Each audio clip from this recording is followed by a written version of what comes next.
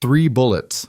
That's all it took to end a war that burned through 2 cities, swallowed 14 lives, and turned a woman who once flinched at raised voices into someone who could stand over a dying man and feel nothing but the cold weight of the gun in her hand.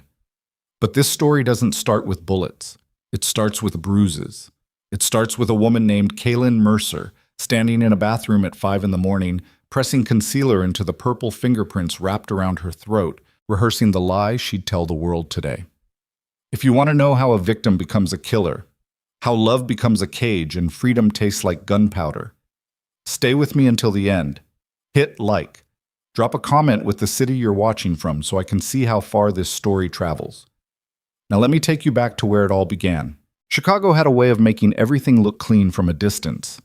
The skyline caught morning light like a row of polished knives, all that glass and steel throwing back the sun as if the city had nothing to hide.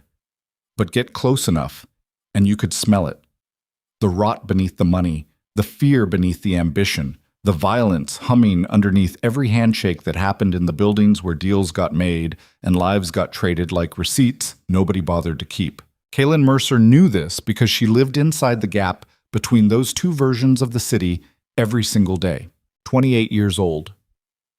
Logistics analyst for Whitmore and Dane Development Group, one of the biggest commercial real estate firms in the Midwest. On paper, she was efficient, punctual, unremarkable. The kind of employee who showed up 10 minutes early, left exactly on time, never complained, never pushed back, never made noise. Her performance reviews said things like dependable and detail-oriented, which were corporate ways of saying nobody noticed her, which was exactly what she wanted. Because if people noticed her, they might ask questions. And if they asked questions, they might see what she spent 45 minutes hiding every morning before the sun came up. The bathroom in the apartment on North Wicker Park had good lighting. She'd chosen it for that reason, though she'd never admitted it to herself. Fluorescent strip above the mirror, harsh and unforgiving, the kind of light that showed everything. She needed to see everything so she could cover everything. Foundation first, then concealer, then powder to set it. The bruise along her left jaw had turned that sick greenish-yellow color that meant it was a week old, which meant it was harder to hide because the edges had spread and the color was uneven. The fresher ones across her ribs were easier in a way. Nobody saw those. Long sleeves, high necklines, blazers buttoned to the collar, even in July. She had a system. The system worked. The system had kept her alive for 3 years. Adrian Cross was still asleep in the bedroom when she left that morning. She could hear him breathing through the door, that heavy, wet sound he made after a night of drinking, and she moved through the apartment like smoke, gathering her bag, her keys, her laptop, her travel mug of coffee that she'd prepared the night before so she wouldn't have to make noise in the kitchen.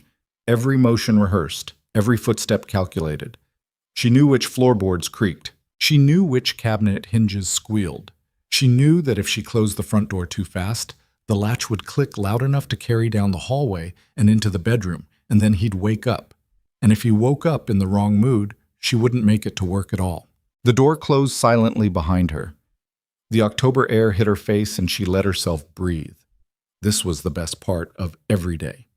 The 27 seconds between the apartment door and the elevator, the brief window where she belonged to nobody, where the fear dropped from a scream to a whisper and she could pretend just for a moment that she was a normal woman going to a normal job with nothing underneath her clothes except skin. The elevator came. She stepped inside. The doors closed. And Kaelyn Mercer disappeared back into the lies she'd built around herself like armor. The meeting that changed everything was supposed to be routine. Whitmore and Dane was negotiating a joint development deal for a mixed-use tower project on the near west side. 42 stories, retail on the ground floor, luxury residential above, underground parking structure, the whole gleaming package. The kind of project that required sign-offs from city planning, environmental review, zoning variance committees, and about 15 different people who each had the power to kill the entire thing with a single phone call. Kaelyn's role was data.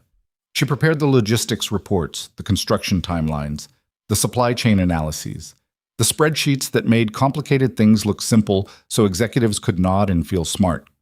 She sat in these meetings the way furniture sits in a room, present, functional, unnoticed. The conference room on the 31st floor of the Whitmore and Dane Tower smelled like new carpet and cold coffee. Floor-to-ceiling windows on two sides, Lake Michigan stretching gray and endless to the east, the city sprawling south and west like a circuit board someone had set on fire. 12 people around the table. Legal, finance, development, project management. Kaelyn sat at the far end with her laptop open and her reports printed in neat stacks, waiting to be called on, expecting nothing. Then he walked in. Roman Vescari didn't enter rooms the way other people did. There was no announcement, no dramatic pause, no theatrics. He simply appeared in the doorway, and the entire temperature shifted. Conversation stopped mid-sentence. Coffee cups froze halfway to mouths. The senior VP of development, a man named Gerald Hoffman, who weighed 260 pounds and had a voice like a diesel engine, actually stood up from his chair. Roman was tall. Not imposingly tall, but the kind of tall that came with proportions that made expensive clothes look inevitable. Dark hair cut short and precise. A face that might have been handsome if it weren't so completely still, like someone had carved it from something harder than bone and forgotten to install the mechanism that allowed for warmth. He wore a charcoal suit that cost more than Kaelyn's monthly rent, and he wore it the way soldiers wear uniforms, not for appearance, but for function. His eyes were the problem. Dark gray, almost colorless in certain light, and they moved across the room the way a scope moves across a field. Measuring, cataloging, dismissing. Every person at that table got evaluated in the span of a single glance, and most of them failed whatever test was happening behind those eyes without ever knowing they'd been graded. "Mr. Vescari," Hoffman said, extending his hand with a smile that showed too many teeth. "We're honored. We weren't expecting you personally." "Plans change." Roman's voice was low, unhurried, completely flat. He shook Hoffman's hand the way you'd handle something you weren't sure was clean. "I want to see the logistics breakdown before we discuss numbers." Hoffman turned. Everyone turned. 12 pairs of eyes landed on Kaelyn at the end of the table like spotlights hitting a deer on a highway. "Kaelyn," Hoffman said. "You're up." She stood. Her hands were steady. 3 years of living with a man who could snap from laughter to violence in the space of a heartbeat had taught her how to perform under pressure. Fear was just background noise now, a frequency she'd learned to tune out the way people who live near train tracks stop hearing the trains. She walked them through the report. Supply chain logistics for structural steel, concrete delivery schedules, crane availability and permitting timelines, labor allocation models. She spoke clearly, concisely, without filler words or nervous qualifiers. She was good at this. This was the one part of her life that worked exactly the way it was supposed to. When she finished, the room was quiet. Roman Vescari was watching her. Not the way Hoffman watched her, which was with vague professional approval. Not the way the finance guys watched her, which was with impatience because they wanted to talk about money. Roman was watching her the way you watch something you're trying to understand, focused, patient, like he had all the time in the world and intended to use every second of it. "Solid work," he said. Nothing else. Then he turned to Hoffman and the meeting continued. But Kaelyn felt something crack inside her chest. Not pain, something worse. Recognition. The feeling of being seen by someone who actually knew how to look. The meeting lasted another hour. When it ended, people filed out in clusters, shaking hands and exchanging business cards and performing the rituals of corporate ambition. Kaelyn gathered her materials quietly, stacking papers, closing her laptop, becoming invisible again. She was almost to the door when his voice stopped her. "Ms. Mercer." She turned. Roman stood by the window with his hands in his pockets, silhouetted against the gray lake. Everyone else had left. The conference room felt enormous and empty, like a church after the congregation goes home. "Yes?"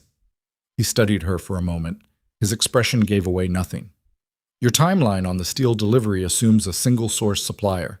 What's your contingency if Midwest Structural defaults on the contract?" It was a real question, a smart question. The kind of question that told her he'd actually read her report instead of just watching her present it. "I built a secondary model with 2 backup suppliers out of Gary and Milwaukee," she said. "It adds 11 days to the timeline, but reduces single-point failure risk by 60%. I didn't include it in the presentation because Hoffman wanted the optimistic version." Something shifted in his face. Not a smile. Roman Vescari did not smile, but something adjacent to respect maybe or interest, or the kind of recognition that happens when a predator encounters something that doesn't immediately run. "Send me the secondary model," he said. "I'll need authorization from—" "Send it to me directly." He produced a card from his jacket pocket. Plain white. Heavy stock. Just a name and a phone number. No title. No company. No email address. People who needed to explain who they were on their business cards weren't powerful enough for it to matter. Kaelyn took the card. Their fingers didn't touch, but the air between them felt like something solid, like static before lightning, and she pulled her hand back a fraction too fast, and she knew he noticed. He noticed everything. "One more thing," he said as she reached the door. She stopped, didn't turn around. Something in his tone had changed, dropped half a register, lost its professional edge, become something quieter and far more dangerous. "Who put those bruises on you?" The world stopped. Not slowly, not dramatically, but completely. The way a heart stops between beats. The way time stops in the space between a car accident and the impact. Kaelyn stood in that doorway with her back to a man she'd met 90 minutes ago and felt every wall she'd spent 3 years building crack from foundation to roofline. Her throat closed. Her fingers went white around the laptop bag strap, the concealer, the foundation, the powder. 45 minutes every morning, flawless technique, nobody saw, nobody ever saw. "I don't know what you're talking about," she said. Her voice came out steady, perfect. 3 years of practice. Silence from behind her, long enough to hurt. "Fair enough," Roman said. Not challenging, not pushing, just acknowledging the lie the way you'd acknowledge weather, noting it, filing it away, moving on. "When you're ready to stop surviving and start choosing, call me." Kaelyn walked out of that conference room and made it to the women's restroom on the 29th floor before her legs gave out. She locked herself in the last stall and pressed her forehead against the cold metal partition and breathed. In, out, in, out. The way the therapist she'd seen once, 2 years ago, before Adrian found the appointment card and broke her phone and her wrist on the same night, had taught her. Nobody saw. Nobody ever saw. But he saw. That sentence burrowed into her skull like a splinter and stayed there for the rest of the day, through afternoon meetings and email chains and the long commute home on the Blue Line, where she stood pressed between strangers and stared at her own reflection in the dark window and tried to recognize the woman staring back. "Who put those bruises on you?" 6 words. 6 ordinary words arranged in a question that nobody in 3 years had thought to ask. Not her coworkers. Not her neighbors. Not her mother in Bloomington, who called every Sunday and accepted every excuse because the alternative was too terrible to consider. Not the ER doctor 14 months ago who'd set her fractured radius and noted "fall downstairs" in the chart without looking up. 6 words from a stranger with gray eyes and a business card with no title. She deleted his number from her phone on the train. Then she fished the card out of her pocket and stared at it. Then she put it back. Adrian was awake when she got home. She could tell before she opened the door. The television was on. Some sports broadcast, volume cranked loud enough to bleed through the walls. The sound itself wasn't the warning. The warning was what wasn't there. No smell of food, no ambient noise of movement, no signs that he'd done anything all day except sit and drink and stew in whatever poison was eating him from the inside. She opened the door. He was on the couch. 31 years old, 6'2", built like he'd played football in college and spent the years since then replacing muscle with something meaner. Handsome in the way that weapons are handsome. All edges and function and the promise of damage. He had a glass of whiskey balanced on his knee, and he didn't look at her when she walked in. "You're late." Meeting ran over. She set her bag down, took off her shoes, moved toward the kitchen. Normal. Routine. The choreography of survival. "What meeting?" "The Vescari Development Project. I told you about it last—" "You didn't tell me anything." He still hadn't looked at her. The television threw blue light across his face and turned his features into something hollow. "You don't tell me anything anymore." Here it was. The turn. She knew this rhythm the way musicians know time signatures. The slow build, the tension rising note by note. The moment where the composition shifts from minor key to something that hasn't been named yet, because the people who could name it are too busy bleeding. "I'm sorry," she said. Automatic. Reflexive. The word had lost all meaning years ago. It was just a sound she made to buy time, a coin she dropped into the machine that was Adrian Cross, hoping to delay the mechanism for one more hour, one more night, one more cycle.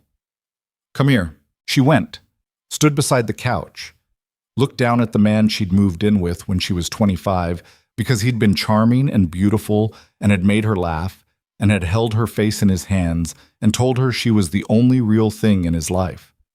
She tried to remember that man. Couldn't find him. Maybe he'd never existed. Maybe he'd been a mask that something else wore long enough to get inside the door. Adrian reached up and touched her jaw, gently. His thumb traced the line where the bruise lived under her makeup, and she saw in his eyes that he knew exactly where it was because he'd put it there. Who are you with today? Soft, almost tender. 12 people. It was a conference room meeting. I can show you the... Who looked at you? And there it was. The real question. Not who she'd met or what she'd discussed or how her work was going, but who had dared to see her. Because to Adrian Cross, Kaelyn wasn't a person. She was a territory, and territories didn't get looked at without permission. Nobody looked at me, Adrian. I gave a report. That's it. His hand moved from her jaw to her throat. Still gentle. His fingers found the hollow at the base of her neck where her pulse hammered like something trying to escape. And he held it, not squeezing, not yet, just reminding her that he could. You're lying. I'm not. You always were a bad liar, Kay. The hand tightened. Not all the way. Not enough to leave marks. He was getting smarter about that, or maybe just more careful, learning the geography of damage the way cartographers learned coastlines, mapping exactly how much pressure he could apply before evidence appeared, but enough to make her eyes water, enough to make her body go rigid with that terrible animal stillness that prey animals adopt when the predator's jaws are already around their throat. And fighting would only make the teeth go deeper. Adrian, please. He held her there for 8 seconds. She counted. She always counted. Counting was the only thing that kept her from screaming, from clawing, from doing the thing her body desperately wanted to do, which was fight back. Because fighting back was how bones got broken and hospital visits happened, and the cycle reset itself with fresh apologies and flowers and promises that meant nothing. 8 seconds. Then he let go. Make dinner, he said, and turned back to the television. She cooked. Pasta with garlic and olive oil, simple and fast because complicated meals required concentration and her hands were shaking too badly for knife work. They ate in silence. He drank more. She cleaned up. He watched her from the couch the way guards watch prisoners, not with interest, but with the dull vigilance of ownership. At 11 o'clock, he went to bed. She waited 20 minutes, then crept to the bathroom, locked the door, and sat on the edge of the bathtub with Roman Viscari's business card in her trembling hands. When you're ready to stop surviving and start choosing, call me. She put the card back in her pocket. She brushed her teeth. She went to bed beside a man whose breathing sounded like a machine idling between cycles of destruction, and she stared at the ceiling and did not sleep. 4 days passed. 4 days of routine. Work, concealer, silence. Adrian's mood swung like a pendulum between suffocating affection and cold distance, and Kaelyn navigated both the way sailors navigate storms, not by controlling the weather, but by knowing which way to lean when the wave hit. She sent Roman's secondary logistics model from her work email. Professional. Detached. He replied with 2 words. Good work. She stared at those 2 words for 11 minutes and then deleted the email. On Friday evening, Adrian came home drunk and paranoid. He'd lost another freelance client, graphic design work that he picked up and dropped with the consistency of a man who believed the world owed him something it kept refusing to deliver. He was convinced someone at the design firm had sabotaged him. He was convinced Kaelyn wasn't supportive enough. He was convinced the apartment was too small and the neighborhood was too loud and the whiskey was too cheap and every single thing wrong in his life could be traced back to someone else's failure to be what he needed. At 11:47 p.m., he threw a glass at the kitchen wall. It shattered and left a wet starburst of whiskey and fragments across the white paint. Kaelyn flinched but didn't move. Don't move. Don't react. Don't give him the satisfaction of your fear because fear was fuel and Adrian ran on it like an engine runs on gasoline. You don't even care, he said. Standing in the middle of the kitchen with his fists balled and his jaw working like he was chewing on something he couldn't swallow. I'm drowning, and you just stand there. I care, Adrian. Tell me what you need. I need you to act like you give a damn. I'm right here. I'm listening. You're not here. He stepped closer. You're somewhere else. You're always somewhere else now. Where do you go, Kay? Who are you thinking about when you look through me like I'm not even standing in front of you? Nobody. I'm thinking about nobody. His hand came up fast. Not a fist. An open palm. It connected with the side of her head just above her left ear, and the world went white and sideways. And she hit the kitchen counter with her hip, and then the floor, and the linoleum was cold against her cheek, and she could see the broken glass scattered around her like little teeth, and she thought, with absolute clarity, this is how it ends. Not with a bang, with a Tuesday. But it wasn't how it ended, not yet. Adrian stood over her for a long moment, breathing hard, his face twisted into that expression she knew better than her own reflection. Rage and guilt and self-pity all tangled together into something that looked almost like grief. Then he walked to the bedroom and slammed the door. Kaelyn lay on the kitchen floor for 3 minutes. She counted. Then she got up, picked the glass out of her hair, pressed a cold cloth to the side of her head, and sat at the kitchen table while the ringing in her left ear slowly faded to a high whine. At 12:34 a.m., she heard Adrian start snoring. At 12:41 a.m., she took Roman Vescari's card from her wallet. At 12:43 a.m., she put it back. On Saturday, she wore a hat to the grocery store to cover the swelling. On Sunday, her mother called, and Kaelyn told her she was fine. On Monday, she went to work, and nobody noticed anything, because nobody ever noticed anything, because the whole world was designed to make it easy to look away. Then Tuesday came. Adrian had been drinking since noon. She came home to find the apartment destroyed, cushions torn from the couch, dishes broken in the sink, his laptop hurled against the wall and cracked open like a skull. He was sitting on the bedroom floor with his back against the wall and a bottle between his legs. And when she appeared in the doorway, he looked up at her with eyes that had gone somewhere she couldn't reach. "They're going to kill me, Kay." She froze. "What?" "I owe people money. Bad people. Not credit card stuff. Real money. Real people." His voice cracked. For one horrible moment, he looked like the boy he must have been once. Scared, small, drowning. "Hundreds of thousands. I got into something stupid, sports betting, underground stuff, the kind of guys who don't send collection notices." The room tilted. Kaelyn gripped the doorframe. "How much?" 300, maybe more. I lost track." $300,000? They gave me until the end of the month. That was 2 months ago." He laughed, a wet, broken sound that had nothing to do with humor. "I'm dead, Kay. I'm already dead." She should have felt something. Fear, maybe. Sympathy. The last dying ember of whatever love had once existed between them. But standing in that doorway, looking at the man who had beaten her, strangled her, broken her wrist, split her lip, and systematically dismantled every piece of her identity for 3 years, Kaelyn felt only one thing. Tired. She was so tired. "We need to leave," she said. "Both of us. Tonight." "And go where?" He was crying now, messy and loud, snot running down his lip. "They'll find me. They always find people. That's what they do." "Then we'll figure something out.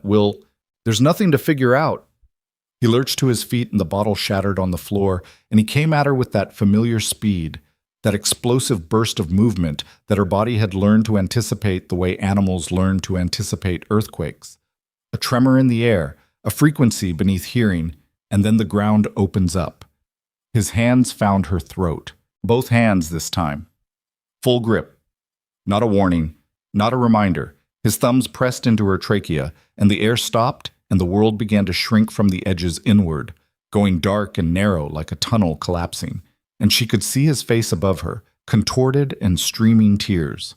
And he was saying something, but she couldn't hear it because blood was roaring in her ears and her lungs were burning and her fingers were clawing at his wrists. But he was so much stronger. And she was going to die here in this ruined apartment with broken dishes on the floor and a man who claimed to love her squeezing the life out of her body. She kneed him in the groin. Not strategy, not courage. Pure animal survival. The oldest program in the human operating system firing because everything else had shut down. He doubled over and his hands released and she gasped, a raw, shredded sound like tearing fabric. And she ran. Out of the bedroom, across the living room, through the front door that she didn't bother closing behind her. Down the hallway in her socks because there was no time for shoes and she could hear him behind her, stumbling, cursing, calling her name in that voice that switched between rage and tenderness, so fast it made the word itself sound broken. Kaelyn. Wait. I'm sorry, I didn't mean… Kaelyn. She hit the stairwell, not the elevator.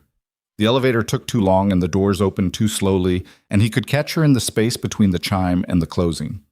She took the stairs two at a time, her socked feet slapping cold concrete, 3 flights down to the landing between the second and first floors, where the fluorescent light buzzed and flickered and the walls were painted that institutional green that existed only in stairwells and hospitals and other places where people went when something had gone terribly wrong. She collapsed against the wall, slid down until she was sitting on the concrete with her knees pulled to her chest and her hands shaking so violently she could hear her own bones rattling inside her skin. Above her, somewhere in the vertical darkness of the stairwell, she heard a door open, then close, then nothing. He wasn't coming. He was too drunk, too broken, too deep in his own collapse to chase her down 3 flights of stairs. She sat in that stairwell and pressed her fingers to her throat where his thumbprints were already blooming purple against her skin. She could feel her pulse underneath, fast and terrified and alive. Still alive. Still counting. She reached into the pocket of her work pants, the same pants she'd worn that morning because she hadn't changed when she got home. Because changing required going to the bedroom, and going to the bedroom required passing Adrian, and passing Adrian required a calculation she'd been too exhausted to make. The card was still there. White. Heavy stock. A name and a number and nothing else. Her fingers left damp prints on the paper as she dialed. It rang once, twice. Then a voice she'd heard only once before, in a conference room 31 floors above the city, low and unhurried and completely without surprise, as if he'd been waiting for this exact call at this exact hour on this exact night. Kaelyn? Not a question, a confirmation. Her voice broke. Shattered like the glass on the kitchen floor, like the dishes in the sink, like every promise Adrian had ever made. I need help. Silence. 2 seconds. 3. Where are you? She told him. She gave him the address through cracked lips and a throat that felt like it had been filled with broken stone. And she heard nothing on the other end. No reaction, no judgment, no questions about what happened or why or how bad it was. Just the sound of a man already moving. Don't go back inside that apartment. Don't go anywhere. My people will be there in 12 minutes. Your people? 12 minutes, Kaelyn. The line went dead.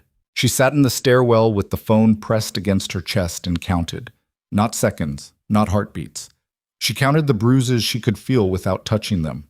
The ones on her throat, the ones on her ribs, the old ones on her wrist that had healed crooked because she'd waited too long to see a doctor, the ones that didn't show on skin at all, the ones that lived somewhere deeper, in the parts of herself she'd locked away so completely she'd forgotten the combination. 11 minutes later, she heard footsteps in the lobby. And for the first time in 3 years, the sound of someone approaching didn't make her flinch. The footsteps were precise. 2 sets, heavy-soled boots on lobby tile, moving with the kind of rhythm that belonged to men who'd been trained to enter buildings where bad things lived. No hesitation, no conversation between them, just synchronized movement that echoed up through the stairwell like a pulse. Kaelyn pressed herself deeper into the corner where the wall met the stairs. Her socked feet were numb against the concrete. The fluorescent light above her head buzzed and flickered in a pattern that felt deliberate, like the building itself was struggling to decide whether to illuminate her or let the dark take her back. The stairwell door on the ground floor opened. A man appeared at the bottom of the stairs, mid-30s, square jaw, neck like a fire hydrant, wearing a dark jacket that didn't quite conceal the shape of a holster underneath. He looked up at her the way a paramedic looks at a crash victim, professionally, without pity, already calculating damage. Ms. Mercer. Not a question. These people didn't ask questions. I'm Declan. Mr. Viscari sent us. There's a vehicle outside. Can you walk? She nodded. Wasn't sure it was true. Her legs felt like they'd been replaced with something liquid and unreliable, but she grabbed the railing and pulled herself upright and her knees held, and that was enough. A second man waited at the lobby door, taller, thinner, with watchful eyes that scanned the street in both directions before he stepped aside to let her through.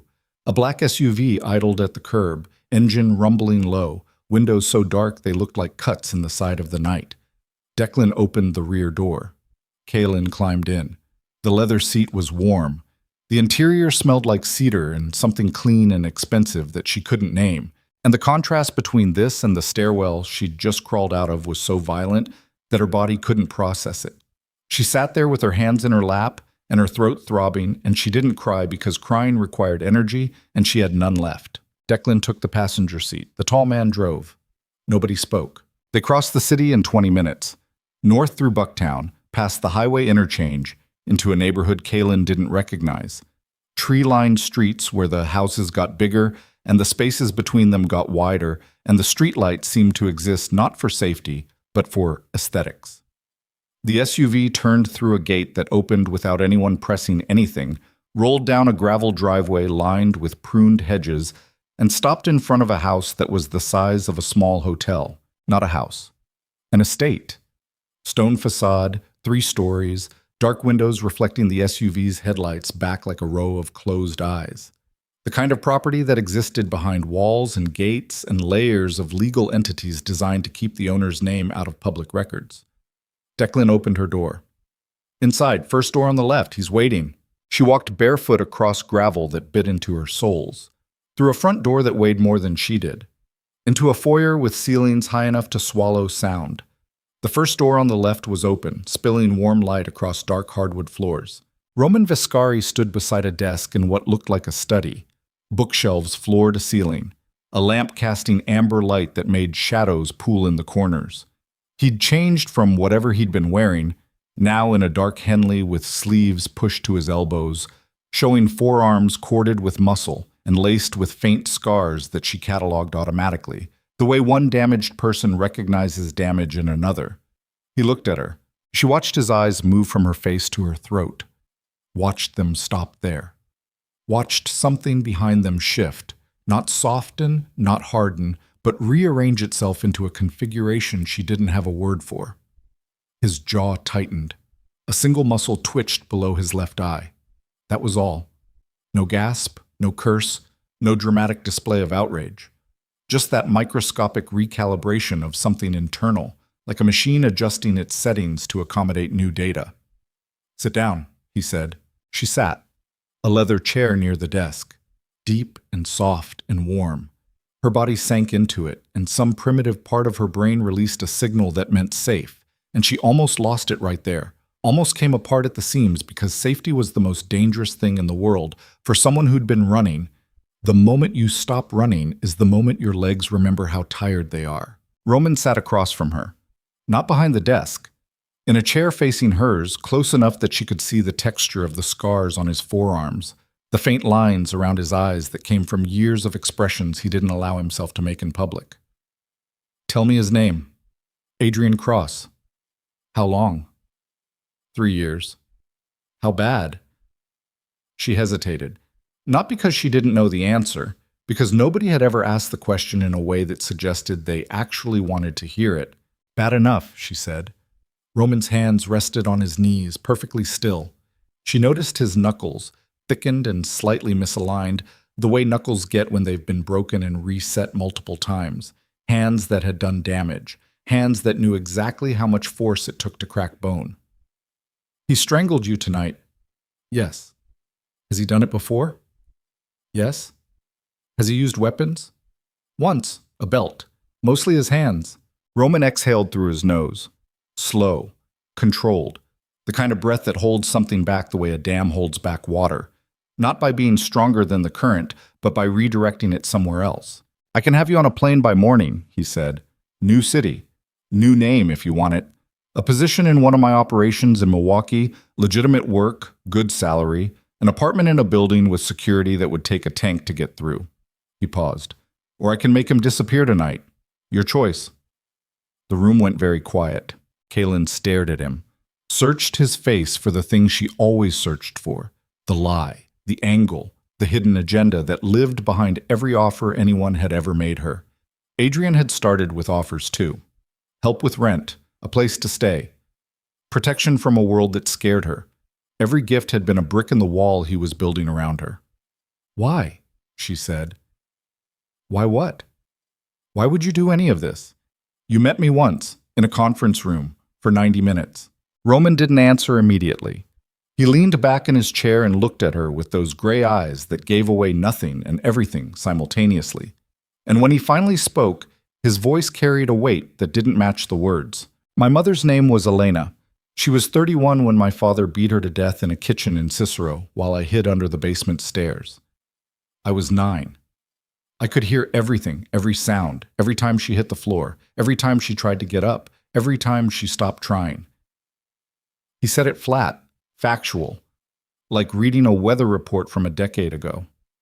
She called the police 4 times that year, told her sister twice, went to a shelter once, and every time, the system that was supposed to protect her sent her back to the man who was going to kill her because that's what systems do. They process.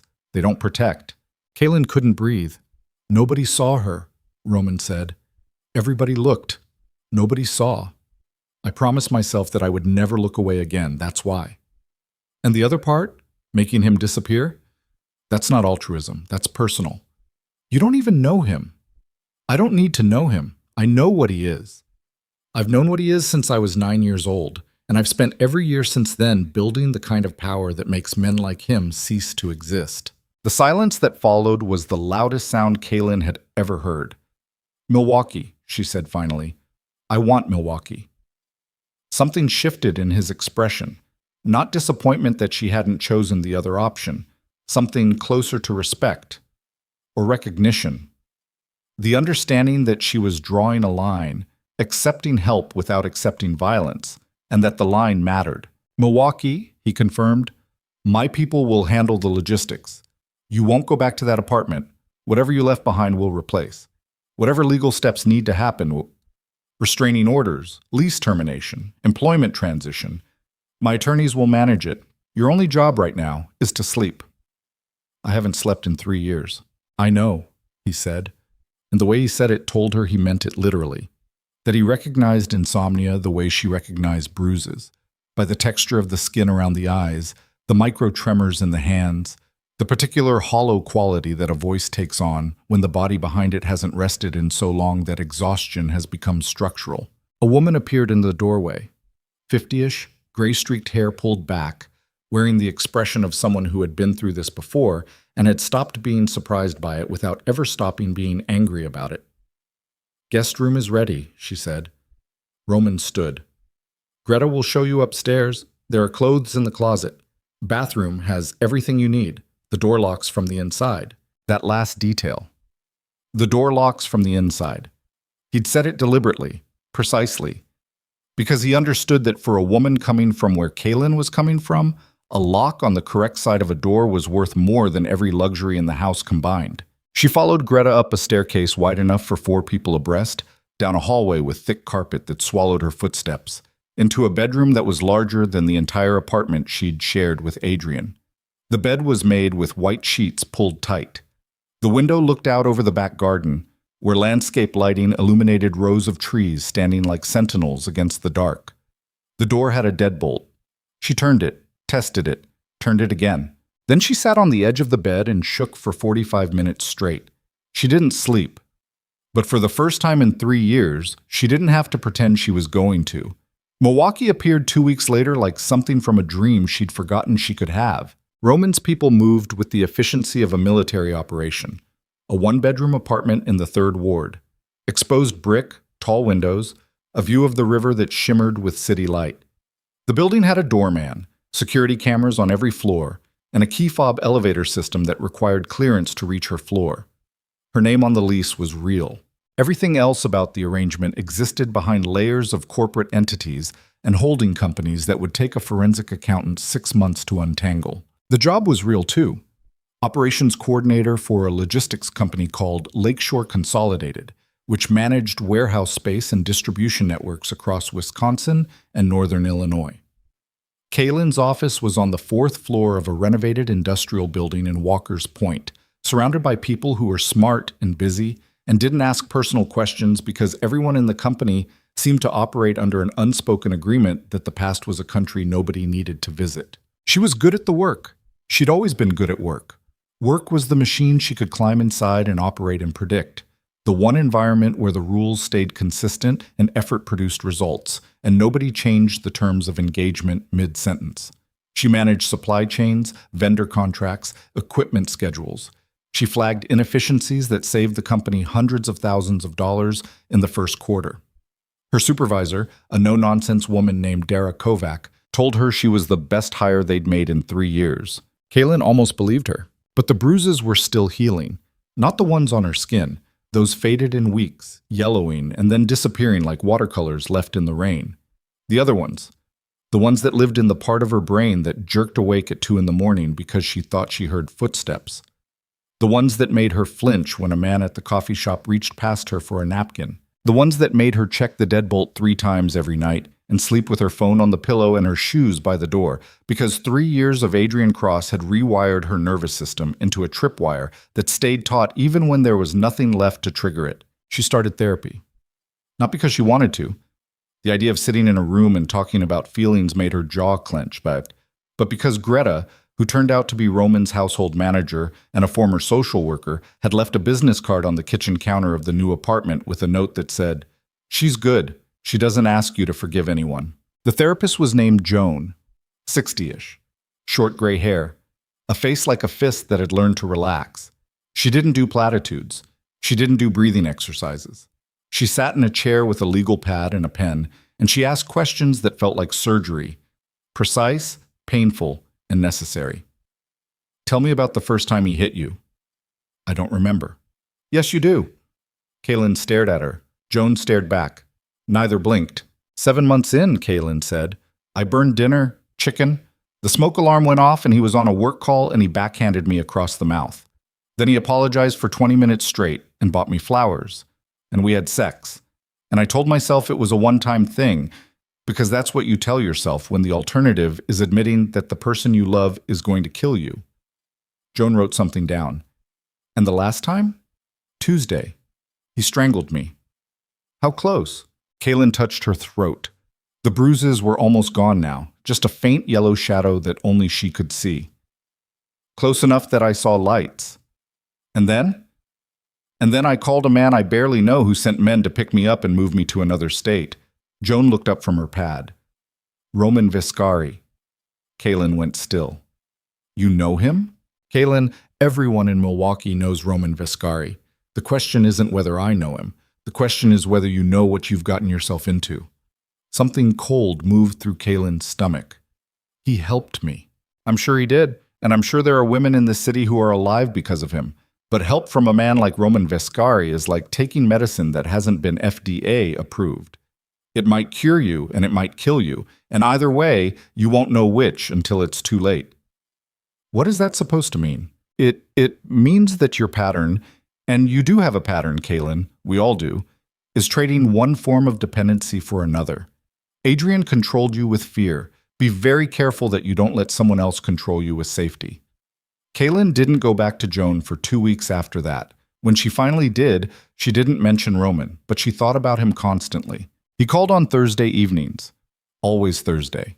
Always at 8. The conversations were brief and structured, like status meetings. How is the apartment? How is work? Do you need anything? She answered in kind. Fine. Good. No. The exchange lasted 4 minutes, sometimes 5. There was never small talk. Roman didn't do small talk. He communicated the way surgeons operate, with precision, economy, and zero wasted motion. But once, 3 weeks after she'd arrived in Milwaukee, the call went differently. "How are you sleeping?" he asked. "I'm not." Silence. Then, "I didn't sleep for 2 years after my mother died. I'd lie in bed in the foster home and I'd hear the house settling and I'd think it was him. Every creak, every pipe rattling, every car door in the street. My body wouldn't let me close my eyes because closing your eyes is the most dangerous thing you can do when you're not safe." Kaelyn gripped the phone so hard her knuckles turned white. "It gets better," he said. "Slowly. In ways you won't notice until one morning you wake up and realize you slept for 6 hours and the first thing you think about isn't where the exits are." Did it get better for you? A pause, longer than his usual pauses. I learned to manage it. That's not the same thing. No, it's not. That was the first honest thing he'd ever said to her. Not the story about his mother. That had been honest too, but weaponized, deployed at the exact moment it would have maximum impact. This was different. This was a crack in the architecture of Roman Vescari, a tiny fissure that let light into a space he kept sealed, and Kaelyn felt it the way you feel a match strike in a dark room. Sudden, warm, and impossible to ignore. She started wanting Thursday evenings. That was the first sign. 2 months in, the wanting became specific. She wanted to hear his voice. She wanted the 4 minutes to become 5, then 10, then 20. She wanted to ask questions that had nothing to do with apartments or work or logistics.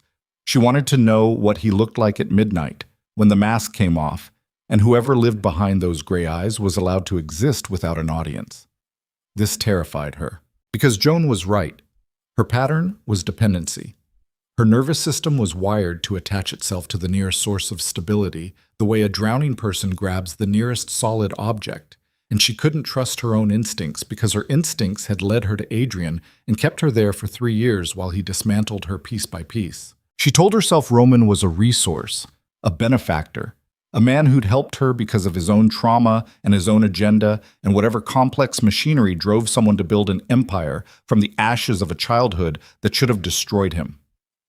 She told herself the warmth she felt during those Thursday calls was gratitude, not connection. She told herself a lot of things. Then he came to Milwaukee. No warning, no Thursday call. Just Declan ringing her apartment buzzer at 7 on a Saturday morning, saying Mr. Vescari is downstairs. She looked like wreckage, hair unwashed, wearing an oversized t-shirt and sweatpants. No makeup, which meant her face was exactly what it was. 28 years old, sharp-featured, dark circles under her eyes that no amount of sleep would fully erase. A small scar above her left eyebrow from the time Adrian had shoved her into the bathroom doorframe. She almost didn't go down. Almost told Declan to say she was sick, she wasn't available. She needed notice before unannounced visits, because showing up without warning was a thing that Adrian used to do, and her body couldn't tell the difference yet between surprise and threat. But she went down. Roman was standing beside the SUV in the building's parking garage. Same still posture, same gray eyes. But something about seeing him outside the context of conference rooms and late-night phone calls made him more real and less manageable, like a photograph that had been flat on a screen suddenly becoming three-dimensional and stepping into the room. I should have called first, he said. Not an apology, an acknowledgement. Yes, you should have. He accepted that. No deflection, no excuse, no charm offensive. I'm looking at a property in Bayview. I want your assessment. The logistics, supply chain access, zoning flexibility, 2 hours of your time. It was a Saturday. She could have said no. She was allowed to say no now. That was the whole point of Milwaukee, the whole point of the new apartment and the new job and the deadbolt that locked from the inside. She was allowed to say no to anyone, including the man who had made all of it possible.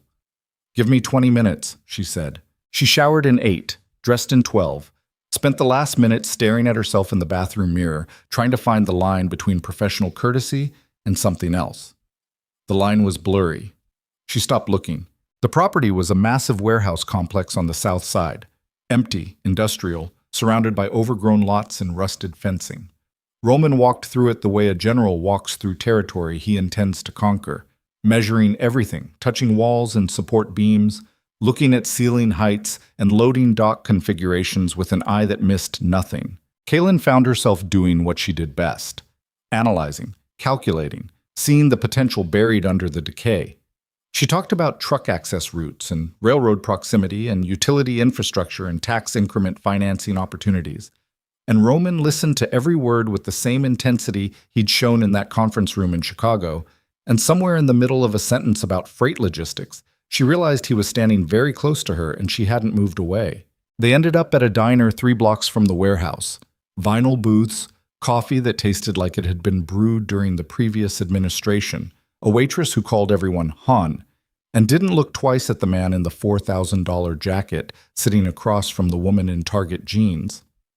You're smarter than anyone at Lakeshore knows, Roman said, flat, factual. The same tone he used for everything. They know I'm good at my job. That's not the same as knowing what you're capable of. He turned his coffee cup in his hands, slow, deliberate. I need someone to oversee the acquisition and development pipeline for the entire Midwest corridor: properties, logistics, zoning strategy, vendor management. The scope is 10 times what you're doing now. Kaelyn's breath caught. That's not an operations coordinator role. No, it's not. You're talking about a director-level position. I'm talking about the person who runs the operational backbone of everything I'm building in this region. Salary, equity stake, full authority. You'd report to me directly. I've worked for you for 2 months. You've worked at a desk for 2 months. You've been doing this kind of thinking your entire career. The difference is, nobody gave you the room. She looked at him across the table. The fluorescent diner light was merciless. It showed the texture of his scars, the tiredness around his eyes, the way his jaw stayed permanently set in a line that suggested he was always, at some level, bracing for impact. He wasn't handsome. He was something more complicated than handsome. He was the kind of face you couldn't stop studying because it contained contradictions that didn't resolve. Violence and patience, coldness and grief, power and the memory of powerlessness. "What aren't you telling me?" she said. His eyes met hers, held. "What do you mean?" "I mean, you pulled me out of a stairwell, moved me across state lines, gave me a job, an apartment, and now you're offering me the keys to a regional empire. People don't do that." "I do." "Why?" "I told you why. You told me about your mother. That explains the rescue. It doesn't explain this." She gestured between them, at the table, the coffee, the diner, the 2 hours they'd spent walking through an empty warehouse talking about supply chains while the space between them grew smaller and more charged. "What do you want from me, Roman?" He looked at her for a long time. The diner hummed around them, grease popping on a grill, silverware clinking, the waitress laughing at something in the kitchen. Normal sounds, the sounds of a world that operated on simple transactions and straightforward desires. Roman didn't live in that world. Neither did she. Not anymore. "I want you to be the person you would have been if nobody had ever broken you," he said, "and I want to watch it happen." The words landed in her chest like something heavy and warm and terrifying. She took the job. She shouldn't have. Joan would have told her she shouldn't have. Her own survival instincts, scorched and battered but still functioning, tried to tell her she shouldn't have. But something in the way he'd said it, not as a command, not as a seduction, but as a simple declaration of intent, bypassed every warning system she had and spoke directly to the part of her that had been locked in a dark room for 3 years and was desperate to believe that someone could open the door without expecting ownership in return. The new role consumed her. 18-hour days, properties across Wisconsin, Illinois, and Indiana. Warehouse acquisitions, zoning negotiations, contractor management. She built systems from scratch, hired teams, implemented processes that turned chaotic operations into machinery that hummed. She was good. She was exceptional. And every week the scope expanded, and every week she expanded with it, becoming someone she didn't recognize in the bathroom mirror. Sharper, more certain, more willing to take space in a room instead of shrinking into corners. Roman watched from a distance. Thursday calls continued. He visited Milwaukee twice a month. Their meetings grew longer, more detailed, more charged with something that lived in the pauses between sentences and the moments when their eyes caught and held a beat too long. She didn't touch him. He didn't touch her. The space between them became its own kind of electricity. Contained, pressurized, waiting. Then, 4 months into Milwaukee, Kaelyn found the file. She was reorganizing the financial records for a warehouse acquisition in Kenosha. Standard due diligence, title searches, environmental assessments, tax histories. But one of the shell companies on the title chain didn't match the records in Lakeshore's system. She traced it through 3 holding companies, 2 offshore accounts, and a trust registered in Delaware to a series of transactions that made no financial sense unless money was being moved through the property specifically to be cleaned. She pulled more files, different properties, different cities. The pattern was everywhere. Acquisitions purchased above market value, renovations billed at triple cost, vendor payments to companies that existed on paper and nowhere else, money flowing in dirty and coming out scrubbed and legitimate, washed through the infrastructure she had built, the infrastructure she managed, the operations she oversaw, every contract she had signed, every vendor she had approved, every acquisition she had processed. All of it was part of a machine designed to launder money through real estate. And Kaelyn Mercer, the woman who had been rescued and relocated and promoted and empowered, was the mechanism that made it work. Her hands were shaking when she closed the laptop. Not the trembling of fear, something worse. The trembling of a person who has just realized that the ground beneath them was never solid, that every step they took was on a surface that someone else controlled, and that the freedom they thought they'd earned was just another room with a lock on the wrong side of the door. She picked up her phone, dialed the number she knew by heart now. It rang once. "Kaelyn, tell me the truth." Her voice came out flat, dead. The voice of a woman who had already decided what the answer was and was just waiting for confirmation. "Tell me what I've been doing for the last 4 months." Silence. 3 seconds. 4. 5. She heard Roman exhale, and in that single breath she heard the answer before he spoke it. "Come to Chicago," he said. "We need to talk in person." "No, tell me now." "Kaelyn, did you use me?" The silence that followed was so absolute she could hear the blood moving through her own ears. Outside her office window, Milwaukee sprawled gray and indifferent beneath a sky the color of old concrete. She stared at the city that was supposed to be her fresh start and felt it tilting beneath her, the angles going wrong, the horizon line shifting the way it shifts in the seconds before a building collapses. Everything still standing, but nothing still stable. Roman's voice came back, quiet, stripped of every layer of control she'd ever heard in it. "Yes." One word, one syllable, and every wall Kaelyn had rebuilt in the last 4 months cracked from floor to ceiling. She was still holding the phone when a notification flashed across her laptop screen. A security alert from the building's front desk. Someone had bypassed the lobby system. Someone was in the elevator, ascending to the 4th floor, and the name on the override log was one she hadn't seen in months, but recognized the way your body recognizes the sound of a car backfiring. Not with your mind, but with your marrow. "Adrian Cross." The elevator chime sounded at the end of the hallway, and Kaelyn realized with a clarity that tasted like metal on her tongue that every door she thought she'd walked through, away from Adrian, toward Roman, into freedom, into power, had led her to the exact same place. A room with no exit, and 2 men who had both decided she belonged to them. The elevator chime hung in the air like the last note of something dying. Kaelyn's hand was still wrapped around her phone, Roman's voice still bleeding through the speaker. "Kaelyn, listen to me." But she wasn't listening anymore. Her body had already taken over. 3 years of survival programming firing all at once, every nerve ending lighting up like a switchboard in a building that's about to lose power. She knew that sound. Not the chime itself, but what came after it. The particular weight of his footsteps. The way Adrian moved through space like he was pushing against something invisible, always leaning forward, always accelerating toward the thing he wanted to break. She heard him before she saw him. Boots on industrial concrete.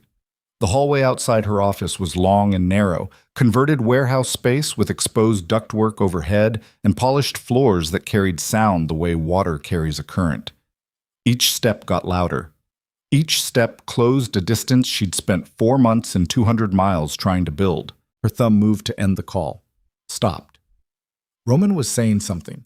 "Don't hang up. I'm sending Declan. He's 20 minutes out." And 20 minutes was a lifetime. 20 minutes was a novel. 20 minutes was longer than it had ever taken Adrian to do the worst thing he was capable of. She ended the call. The phone went into her jacket pocket. She stood up from the desk. Her chair rolled backward and hit the wall with a soft thud that sounded enormous in the silence. She looked around her office. The laptop with the money laundering evidence still glowing on the screen, the stack of contracts she'd signed with her own name, the framed operations schedule on the wall that she'd designed and implemented and been proud of. A monument to her own competence that was now a monument to her own blindness, and she understood with brutal clarity that there was nowhere to go. The office had one door, one window, but it was 4th floor and the glass was fixed, non-opening, the kind of industrial pane designed to let light in without letting anything out, metaphor of her entire existence. She could lock the door.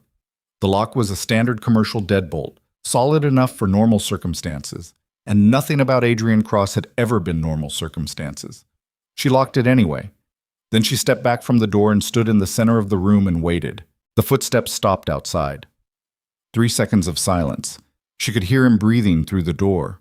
That wet, heavy rhythm she knew from 1,000 nights of lying awake in the dark, calibrating the depth and speed of his breath to determine whether he was asleep or pretending, whether the monster was dormant or just waiting with its eyes closed.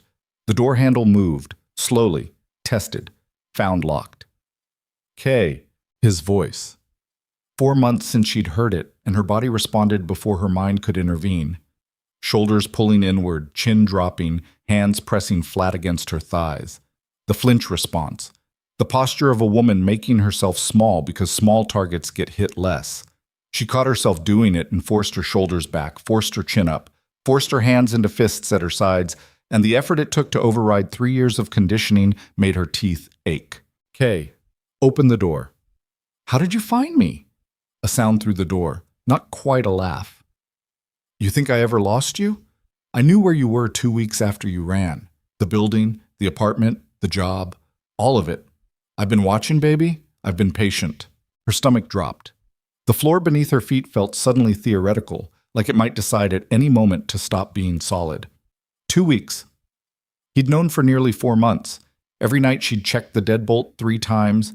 Every morning she'd walk to work scanning the street for his face.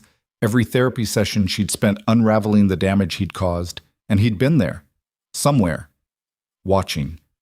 Patient the way a trap is patient. "Adrian, there's a restraining order filed in Cook County, Illinois. We're in Milwaukee County, Wisconsin. Different jurisdiction. You want to call the cops? Go ahead. By the time they get here, we'll have talked, and I'll be gone. And it'll be your word against mine that I was ever here at all." He'd done research. That was new. Adrian didn't do research. Adrian operated on instinct and rage, and the kind of animal cunning that didn't require planning because it didn't require permission. The fact that he'd researched jurisdictions meant something had changed. Something had made him smarter, or desperate enough that desperation was functioning as intelligence.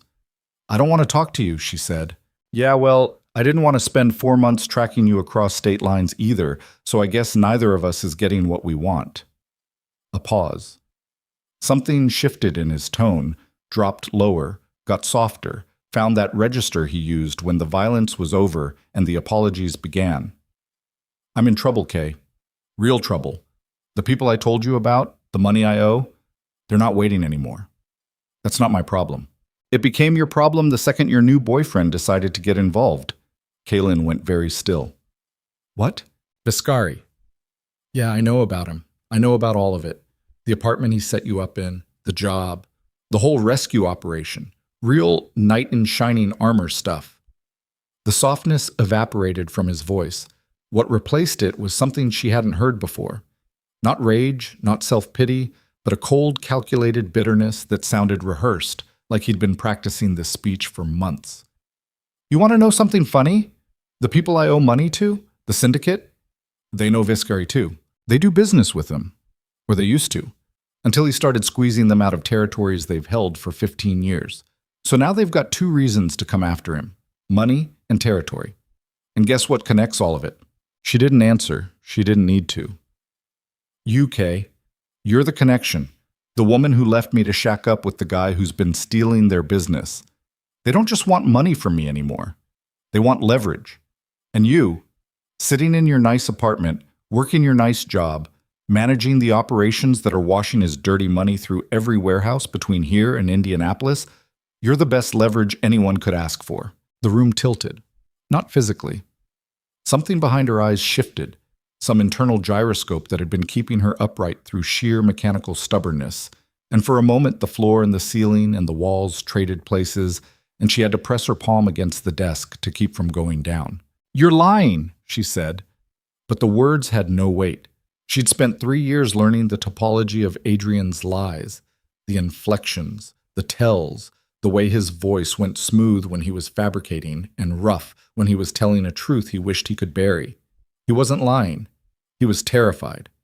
And Adrian Cross terrified was more dangerous than Adrian Cross angry, because fear removed the last restraint he had, which was the belief that he was in control. "Open the door, Kay, please. I'm not here to hurt you. I'm here because if we don't figure this out together, they're going to kill both of us." She stood in the middle of her office with one hand on the desk and the other pressed against her thigh where her phone sat in her pocket. Roman's voice echoed in her head. Yes. One syllable. The admission that he'd used her. That the job, the apartment, the empowerment, the weekly phone calls, the warehouse in Bayview, the diner with bad coffee and good conversation, all of it was infrastructure. She was infrastructure. A logistics analyst repurposed as a laundering mechanism. The same skill set applied to a different kind of supply chain. And she'd been too grateful and too broken and too hungry for something that felt like freedom to see the architecture of her own exploitation. And now Adrian was outside the door telling her the exploitation went even deeper than she knew. That she wasn't just a tool in Roman's empire, but a target in someone else's war. That the two men who had shaped her adult life, one with fists and one with opportunity, had both been operating on the same fundamental assumption. That Kaelyn Mercer was something to be used. She unlocked the door.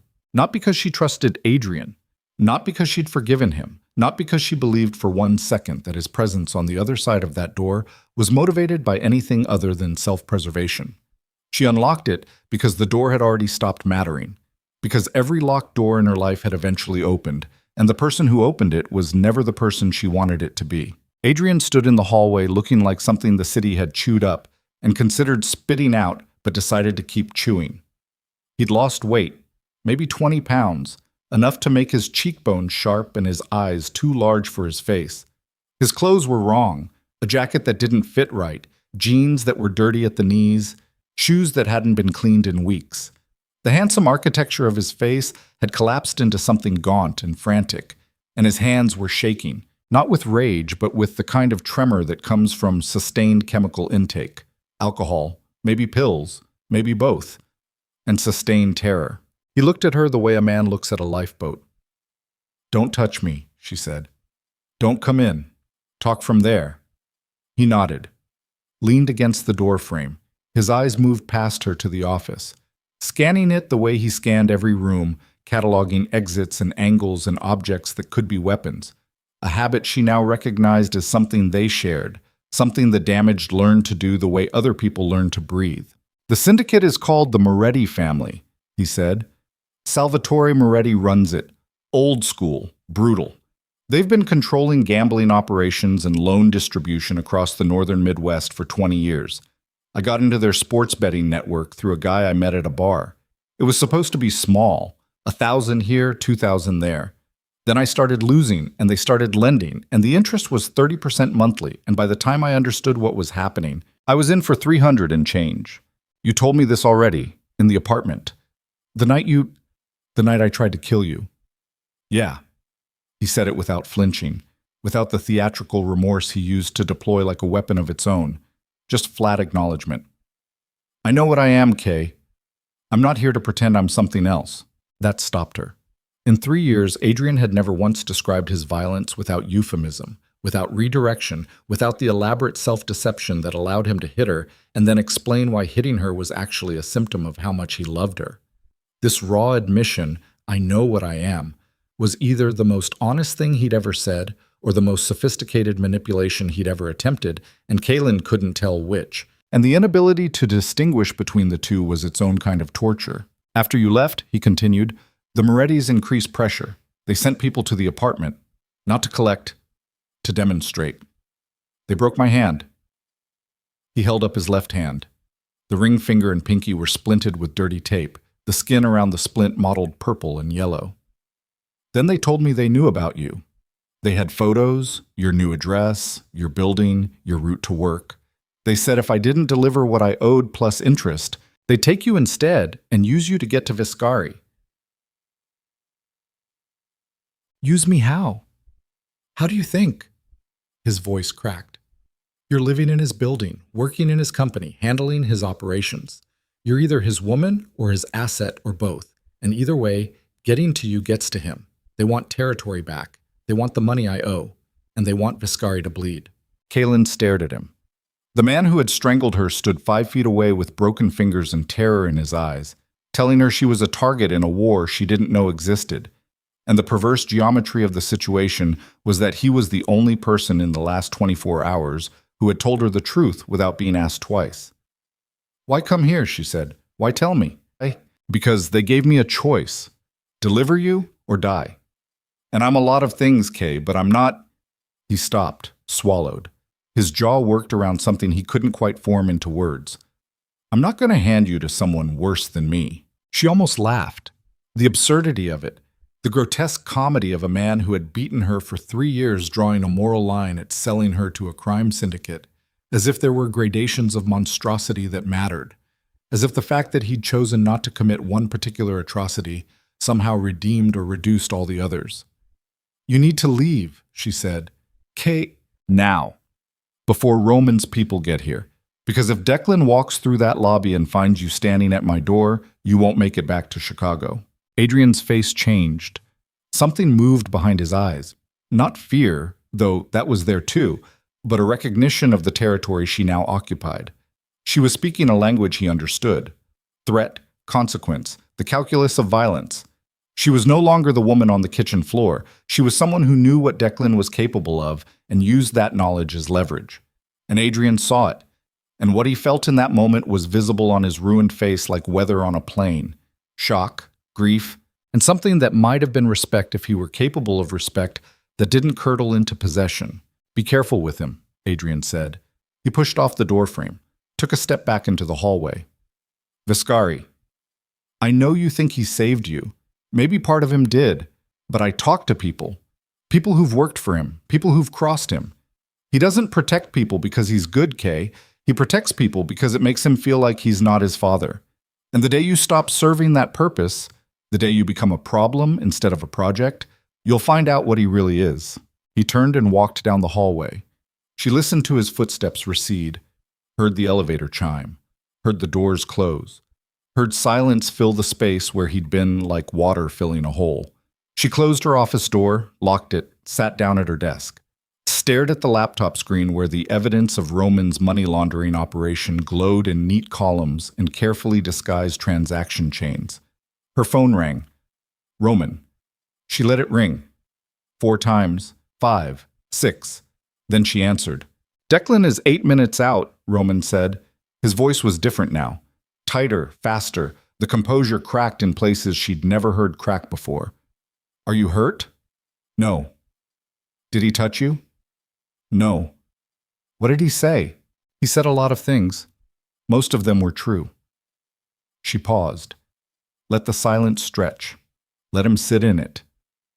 "He told me about the Moretti syndicate. He told me I'm a target. He told me the work I've been doing for you doesn't just wash money. It puts me in the crosshairs of a war you've been fighting for years." Silence from Roman. She could almost hear him recalculating, the way you can almost hear a machine adjusting gears when the load changes. "Come to Chicago," he said. "Tonight. I'll explain everything." "You had 4 months to explain everything. You chose to let me sign contracts and manage operations and build your infrastructure without telling me that every spreadsheet I touched was part of a criminal enterprise. You don't get to explain on your schedule anymore." "Kaelyn, I'll come to Chicago, but not tonight, tomorrow, on my terms. And when I get there, you're going to tell me everything. Every deal, every transaction, every operation, every body buried under every property I've helped you acquire. And if I find out you're still lying, even about one thing, I'm going to the FBI with everything I've got." The silence that followed was enormous. She could feel his presence through the phone the way you can feel weather changing, a shift in pressure, a heaviness in the air that precedes something catastrophic. "Tomorrow," he said finally, "I'll send a car. I'll drive myself." She hung up, sat alone in her office while the Milwaukee sky darkened outside the window and the building emptied around her, and the last light of the day bled out across the river in colors that looked like bruises fading. At 9 o'clock, she opened the laptop again. She spent 4 hours copying files, every transaction record, every shell company trace, every contract with her signature on it, every vendor payment that went to a company that didn't exist. She put them on 2 encrypted drives, one for herself, one for a safe deposit box she'd open in the morning at a bank that had no connection to Roman Viscari or Lakeshore Consolidated or any entity in his constellation of influence. It was the first time in her life she'd built something for herself that wasn't a wall or a lie or a survival mechanism. It was leverage, real leverage. The kind of power that didn't depend on a man's goodwill or a locked door or the ability to make herself small enough to avoid a fist. She drove to Chicago the next morning in a rental car she paid for with cash. 3 hours on I-94 through flat gray farmland under a sky that couldn't decide whether to rain or not. She didn't listen to music, didn't listen to podcasts, didn't listen to anything except the engine and the road and her own breathing, steady and deliberate. The breathing of a woman who was walking into something she might not walk out of and had decided to walk in anyway. Roman's Chicago estate looked different in daylight. Smaller somehow. Less mythic. Just a big stone house behind a big stone wall with cameras and men in dark jackets, and the kind of manicured grounds that whispered money so loudly you could hear it from the street. Declan met her at the gate. Didn't speak. Led her through the front door, across the foyer, past the study where Roman had first offered her a new life, and up a staircase to a second-floor office she hadn't seen before. Bigger than the study. Windows on 3 sides. A desk the size of a small car, covered in papers and screens, and the debris of a man who ran an empire that was eating him alive. Roman stood by the window. He turned when she entered, looked at her. And for the first time since she'd known him, he looked uncertain. Not afraid. Roman Vescari didn't do afraid in any way she could read, but uncertain, as if the script he'd been following had suddenly gone blank and he was standing on a stage in front of an audience without any idea what his next line was supposed to be. "Sit down," he said. "I'll stand." He accepted that, nodded once, moved to the desk and placed both hands flat on its surface, fingers spread, like a man trying to hold something down. "Ask," he said. "How much of what I've been doing is legitimate? 60%, maybe 65. And the rest? Money movement, revenue from operations that don't appear on any official ledger. Gambling, protection fees, some narcotics distribution, though I've been pulling out of that for 3 years. Through my contracts, through my logistics systems." Yes, the word landed between them like a body falling from a height.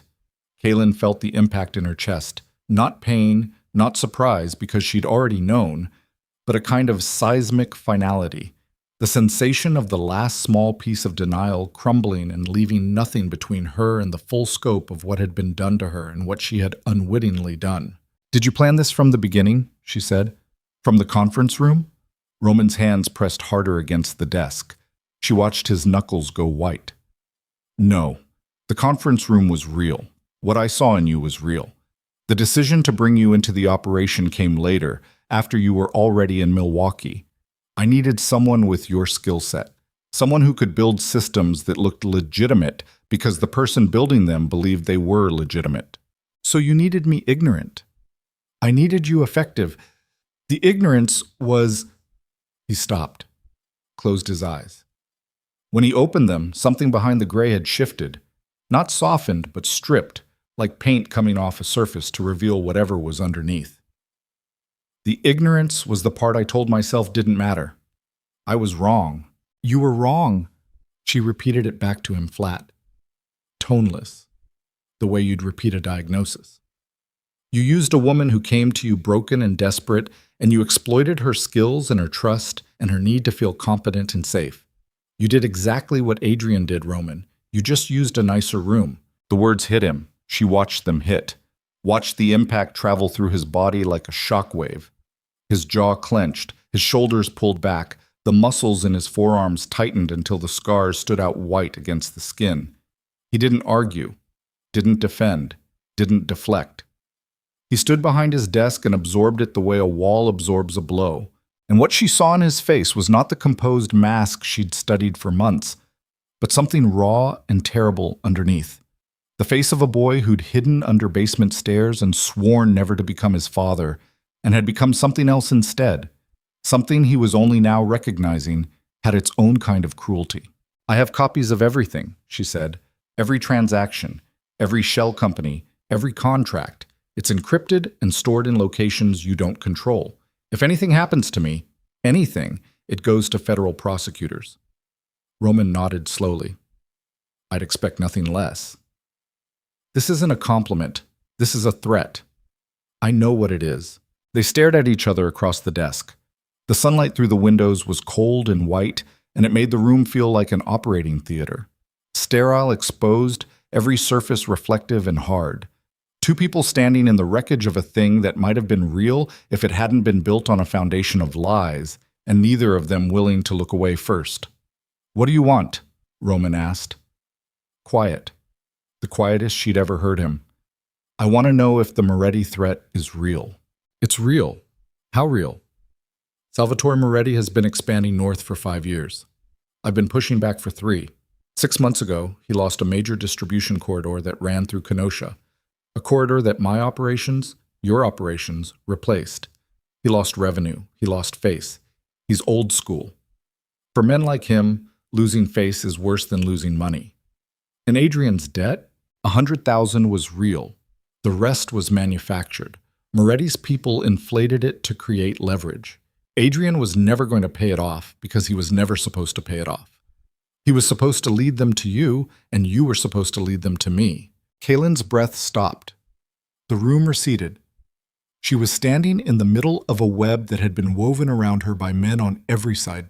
Adrian, Roman, Moretti, each of them pulling different threads, each of them treating her as a means to an end, each of them so focused on their own war that the woman at the center of it had been reduced to a coordinate on a map, a piece on a board, a variable in an equation designed by people who had never once asked her what she wanted. Her phone buzzed. A text from an unknown number. She looked at it. A photo. Her apartment building in Milwaukee. Her window, lit from inside by the lamp she'd left on, a habit she'd developed because coming home to a dark apartment triggered the same panic response as coming home to Adrian in a dark room. The photo was taken from the street, taken tonight. The timestamp was 40 minutes ago. Below the photo, 3 words. "We see you." She showed Roman the phone, watched the color leave his face, watched his hand move to the desk drawer and come out with a phone of his own, already dialing, already issuing orders in a voice that had gone flat and mechanical, the voice of a man shifting from human to operational in the space between one heartbeat and the next. "Pull the Milwaukee team in, full perimeter on the estate. Get Dara out of the Walker's Point building. Sweep Kaelyn's apartment. Don't enter, just thermal scan and report." He hung up, looked at her. "You can't go back to Milwaukee." "I figured that out." "You'll stay here. The estate has—" "I'm not staying in your house, Roman. This is not the time for— There's no time that's right for me to move into the house of a man who just admitted he used me as a money laundering tool. I'll find a hotel." "You'll be dead in a hotel." The sentence hung in the air between them, blunt and ugly and true. Kaelyn looked at him, and he looked at her. And the math was simple and merciless. She couldn't go back to Milwaukee because Moretti's people were there. She couldn't go to a hotel because Moretti's people would find her. She couldn't go to the police because the police would find the money laundering and she'd go to prison. She couldn't go to the FBI because Roman had enough influence to bury her before the indictment was written. She couldn't go home to her mother in Bloomington because leading these people to her mother's door was a death sentence for a woman whose only crime was calling every Sunday and believing every lie. Every exit was locked. Every road led backward. Every choice she'd made, leaving Adrian, trusting Roman, building operations, copying files, had narrowed the world around her until she was standing in a space exactly the size of her own body, with no room left to move in any direction. Roman came around the desk, stood in front of her, close enough that she could see the pulse in his throat, hammering faster than his voice suggested, betraying the fear that his face refused to show. "I know you don't trust me," he said. "You shouldn't. I've earned that. But Salvatore Moretti doesn't want money and he doesn't want territory. He wants to send a message. And the message he wants to send involves you in a room with men who will make Adrian Cross look like a minor inconvenience." Her hands were shaking again. Not the trembling of a woman being offered help, the trembling of a woman standing at the edge of something she couldn't come back from.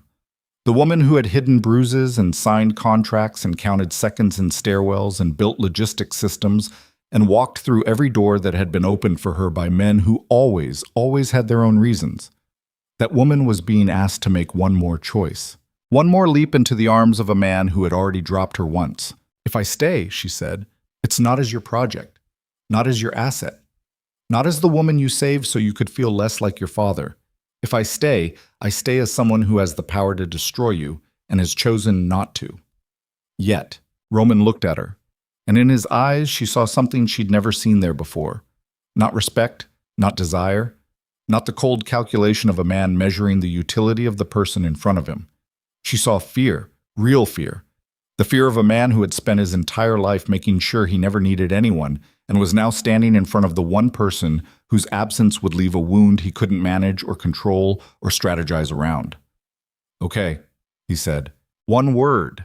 The same weight as the yes that had shattered her 24 hours ago, but aimed in the opposite direction. A surrender that was also an admission, that was also a beginning. Somewhere below them, in the bowels of the estate, a phone rang. Then another. Then voices, low and urgent, the sound of an operation mobilizing. Declan appeared in the doorway with a face that had turned to stone. Milwaukee Warehouse, Kenosha Distribution Center. Both hit in the last 15 minutes, incendiary devices. The Kenosha building is fully engulfed. 3 of our people are unaccounted for. Roman moved past Kaelyn toward the door. She watched him go. Watched the man who'd been standing in front of her with fear in his eyes transform in 3 steps into someone else entirely. Colder, harder, every trace of vulnerability sealed behind the mask that had kept him alive for 30 years. He stopped at the doorway, looked back at her. "This is war now," he said. "You can still leave. But if you stay past tonight, there's no going back to what you were." Kaelyn thought about the woman in the bathroom at 5 in the morning, pressing concealer into bruises. She thought about the woman in the stairwell, counting seconds. She thought about the woman at the desk, discovering the lies hidden in her own spreadsheets. She thought about every version of herself that had been built by other people's decisions, shaped by other people's violence, defined by other people's needs. She was so tired of being the thing that happened to. "I'm not leaving," she said. And the woman who said it was not the woman who had walked into that room 10 minutes ago. Something in her voice had changed, dropped lower, gone still, shed the last remnants of the tremor that had lived there since the first time Adrian raised his hand. It was the voice of a woman who had looked at every option and found them all poisoned and had decided, with a clarity that felt like ice forming on the surface of deep water, that if every choice led to destruction, she would at least choose which destruction and who would pay for it. Declan looked at Roman. Roman looked at Kaelyn. And in that look, the last part of the old Kaelyn Mercer, the invisible woman, the logistics analyst, the victim, the project, the asset, burned away and left something behind that neither man had anticipated and neither man could control. Something with teeth. The Kenosha warehouse burned for 11 hours. Kaelyn watched the footage on a security monitor in Roman's basement operations room, a space she hadn't known existed until Declan led her down 2 flights of stairs behind a bookshelf that swung open on hydraulic hinges like something out of a fever dream. The room was concrete walls, fluorescent strips, 6 screens mounted in a grid, and a communications array that looked like it belonged in a military installation. 3 men sat at terminals wearing headsets, voices low, data streaming across their screens in columns of light. On the center monitor, the Kenosha building was a column of orange and black rising into the night sky.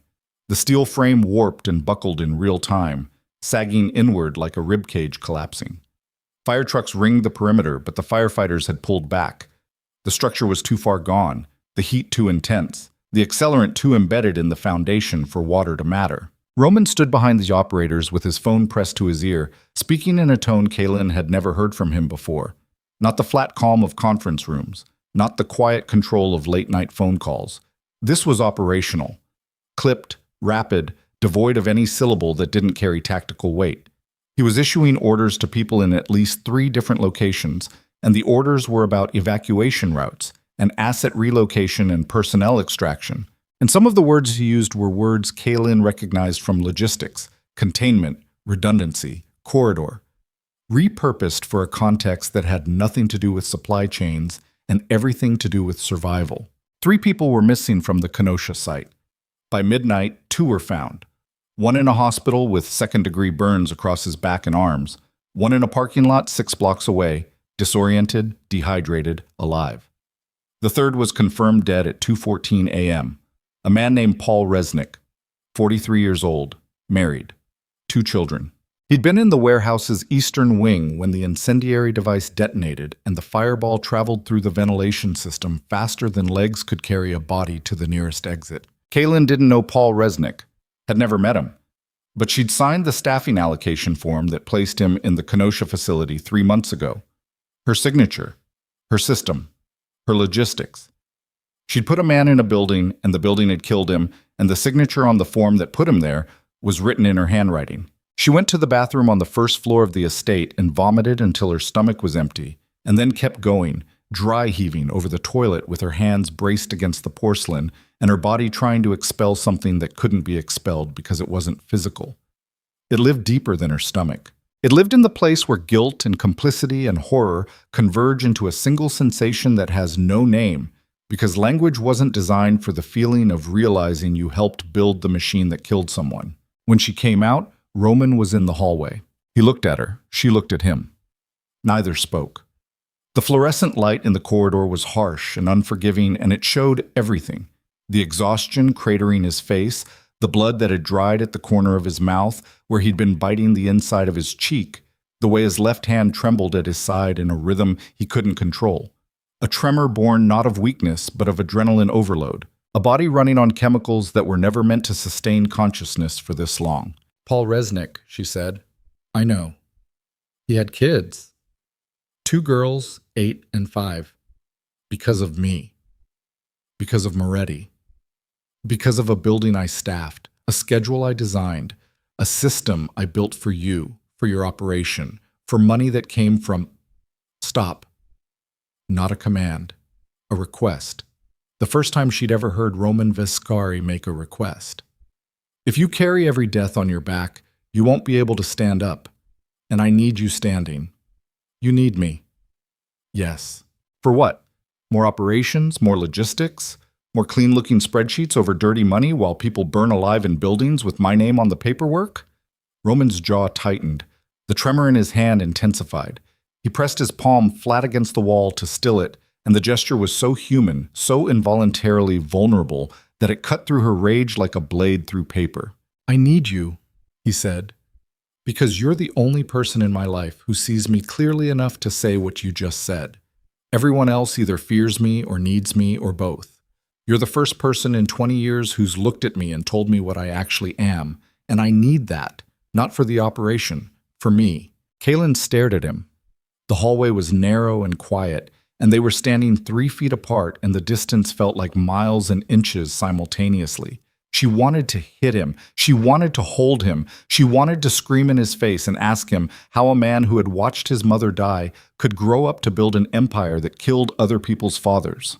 She wanted to understand how trauma could make someone both compassionate and monstrous, how the same wound could produce a man who rescued women from stairwells and laundered money through warehouses and looked at her with eyes that contained both tenderness and calculation in quantities she couldn't measure. Paul Resnick's family, she said. What happens to them? They'll be taken care of, financially, permanently. His wife will never work again unless she wants to. His girls will have everything they need through college and beyond. Blood money. Yes, and it's the only money that exists in my world. So it's blood money or nothing. Which do you want me to offer them? She didn't answer, couldn't, because the moral architecture of her life had been demolished so thoroughly in the last 48 hours that she no longer had a framework for distinguishing right from wrong, only degrees of wrong, and the distance between those degrees was shrinking by the hour. She slept for 3 hours on a couch in the study. Not real sleep, the shallow, fragmented kind where the body shuts down in self-defense while the mind continues running scenarios, replaying the footage of a burning building, calculating the weight of a dead man's name on a staffing form. When she woke, gray light was pushing through the curtains, and the house was alive with controlled chaos. Phones ringing, footsteps in hallways, the low murmur of men discussing violence in the language of logistics. Declan briefed her at 7 a.m., not because Roman asked him to, because she demanded it. 3 coordinated hits overnight, he said. They were in the kitchen, enormous, industrial, stainless steel and marble, the kind of kitchen designed for catering events that served 100 people. Declan sat at the island with a tablet and a cup of coffee that he hadn't touched. Kenosha Warehouse, Milwaukee Distribution Center, minor damage, incendiary failed to fully ignite. and a restaurant in Chicago, Lincoln Park. Roman's accountant was having dinner there with his wife. Car bomb in the parking structure. He survived. His wife is in intensive care with spinal injuries. The accountant's wife, Margaret Doyle, 56, retired teacher. Kaelyn pressed her palms flat on the marble countertop. The stone was cold. She needed the cold. Needed something solid and sharp against her skin to keep her tethered to the physical world, because the information Declan was delivering had the quality of something happening on a screen, something distant and unreal. And if she let it stay unreal, she would lose the ability to respond to it, and responding was the only thing she had left. What's Roman's plan? Declan looked at her with an expression she couldn't read. Not hostility, not dismissal. Something closer to evaluation. The look of a man who'd worked for Roman Vescari for a decade and had never seen a civilian sit at this table and ask that question with that tone of voice. Contain, reinforce, retaliate. Specifics. That's above your... Nothing is above my clearance anymore. I signed the contracts. I built the systems. A man died in my facility.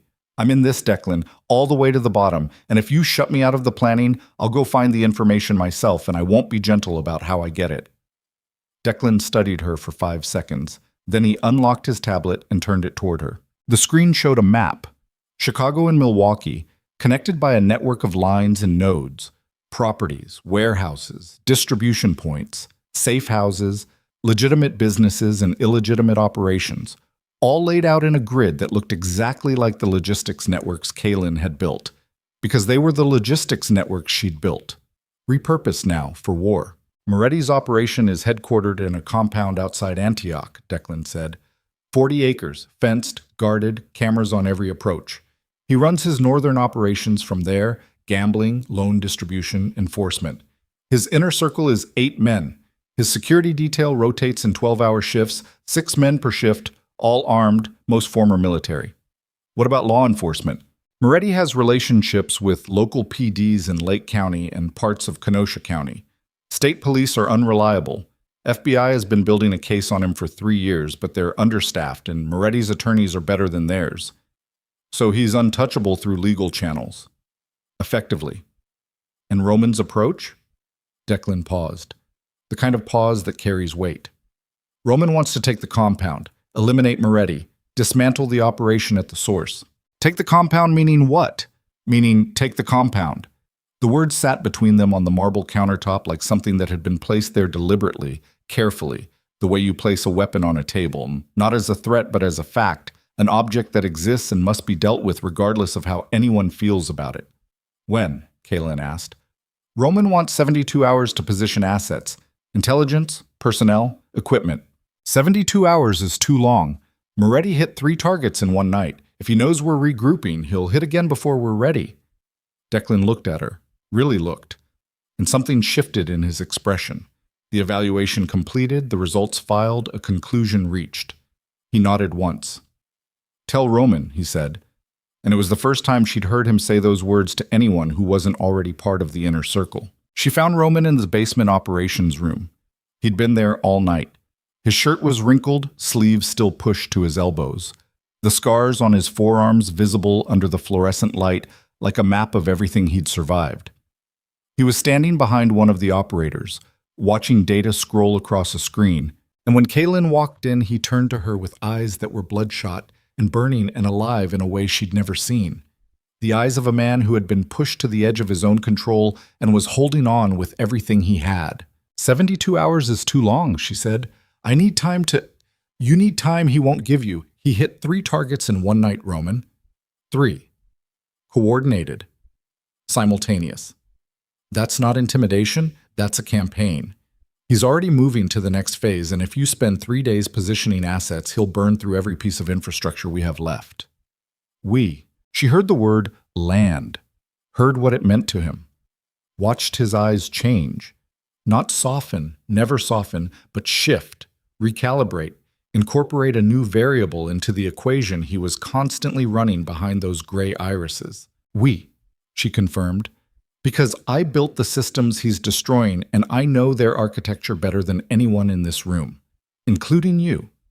I know which properties are critical and which are expendable. I know which supply chains can absorb disruption and which will collapse if they lose a single node. I know the logistics of your empire because I designed the logistics of your empire. And if you want to protect what's left of it while you go after Moretti, you need someone managing the operational backbone who can keep it running under combat conditions. Roman stared at her.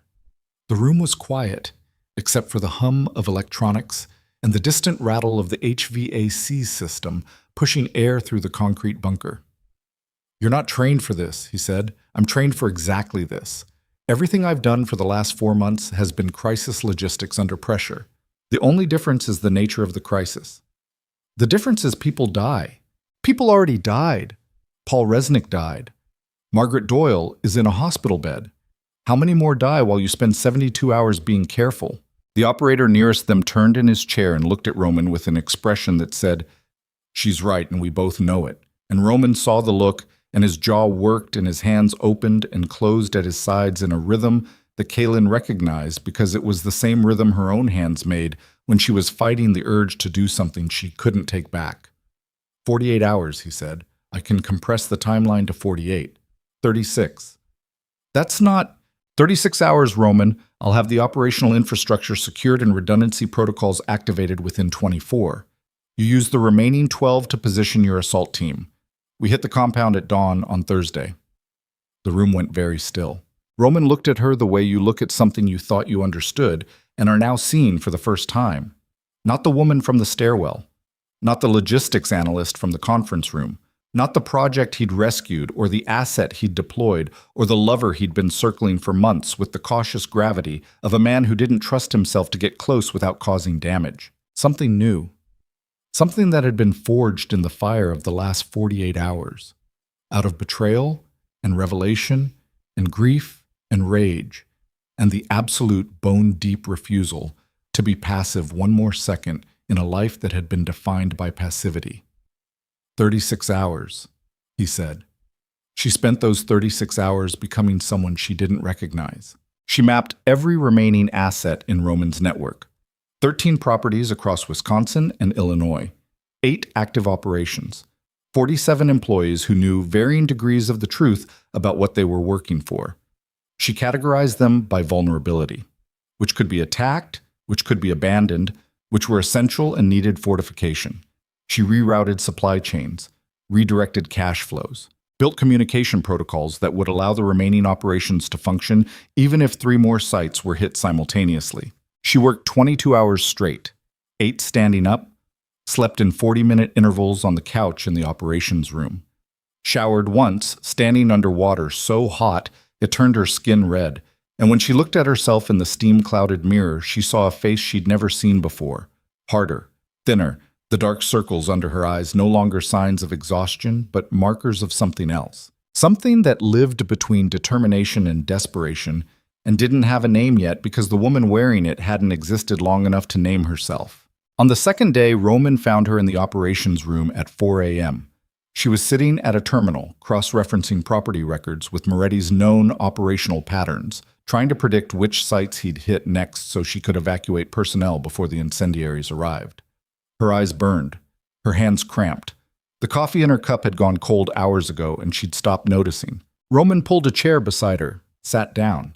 Didn't say anything for a long time, just sat there in the blue light of the monitors, close enough that she could feel the heat of his body, and the proximity did something to the air between them, charged it, weighted it, made the silence between them feel like a conversation that was happening in a language neither of them had learned to speak out loud yet. "You should sleep," he said. "You should have told me the truth 4 months ago." "Yes. Then we'd be having a different conversation right now." "What conversation would that be?" She turned to look at him. His face was close, inches. She could see the grain of stubble along his jaw, the faint scar that ran from his left eyebrow into his hairline, a scar she'd never noticed before, or maybe had noticed and filed away in the growing catalog of damage she was building around this man. An atlas of violence received and violence survived. "I don't know," she said, "but it wouldn't involve 36-hour countdowns and assault teams." "Maybe not." He paused. "Or maybe it would. Maybe this was always where it was going. Maybe 2 people who were built the way we were built don't get to have the other kind of conversation." "What kind is that?" The kind where nobody's bleeding. She felt something crack in her chest. Not break, crack. The way ice cracks on the surface of a lake in early spring, the fracture spreading outward in lines that are invisible until the whole surface gives way and the water underneath rushes up. She felt it rushing up now, everything she'd been holding back since the stairwell, since the conference room, since the first Thursday phone call when his voice had made her want things she'd sworn she'd never want again. After this is over, she said, after Moretti, after the war, if we survive, I need you to tell me one true thing. What thing? Whether any of it was real, not the operation, not the strategy, not the empire. Whether what happened between us, the conversations, the silences, the way you look at me when you think I'm not watching. Whether any of that was real or whether it was all just another system you built to keep me where you needed me. Roman looked at her. The monitors cast blue light across half his face and left the other half in shadow, and the division was so precise it looked intentional. One side illuminated, one side dark, the two halves of a man who had spent his life trying to reconcile the violence he'd inherited with the tenderness he'd been too afraid to trust. It was real, he said. All of it. That's the part that scares me. Why? Because I can manage everything else. The empire, the war, Moretti, the FBI. All of it runs on logic and leverage and systems I understand. But this? He raised his hand, hesitated, then placed it against her face, his palm warm against her cheek, his thumb tracing the line of her cheekbone with a gentleness that contradicted everything his hands had ever been used for. This is the one thing I can't control, and I've spent my entire life making sure there was nothing I couldn't control. She leaned into his hand. 1 inch, 2, felt the warmth of his palm spread through her skin like something thawing. Then she pulled back. After, she said, we finish this first. He dropped his hand, nodded. The mask slid back into place, but imperfectly now, cracked at the seams, letting light leak through in places it had never leaked before.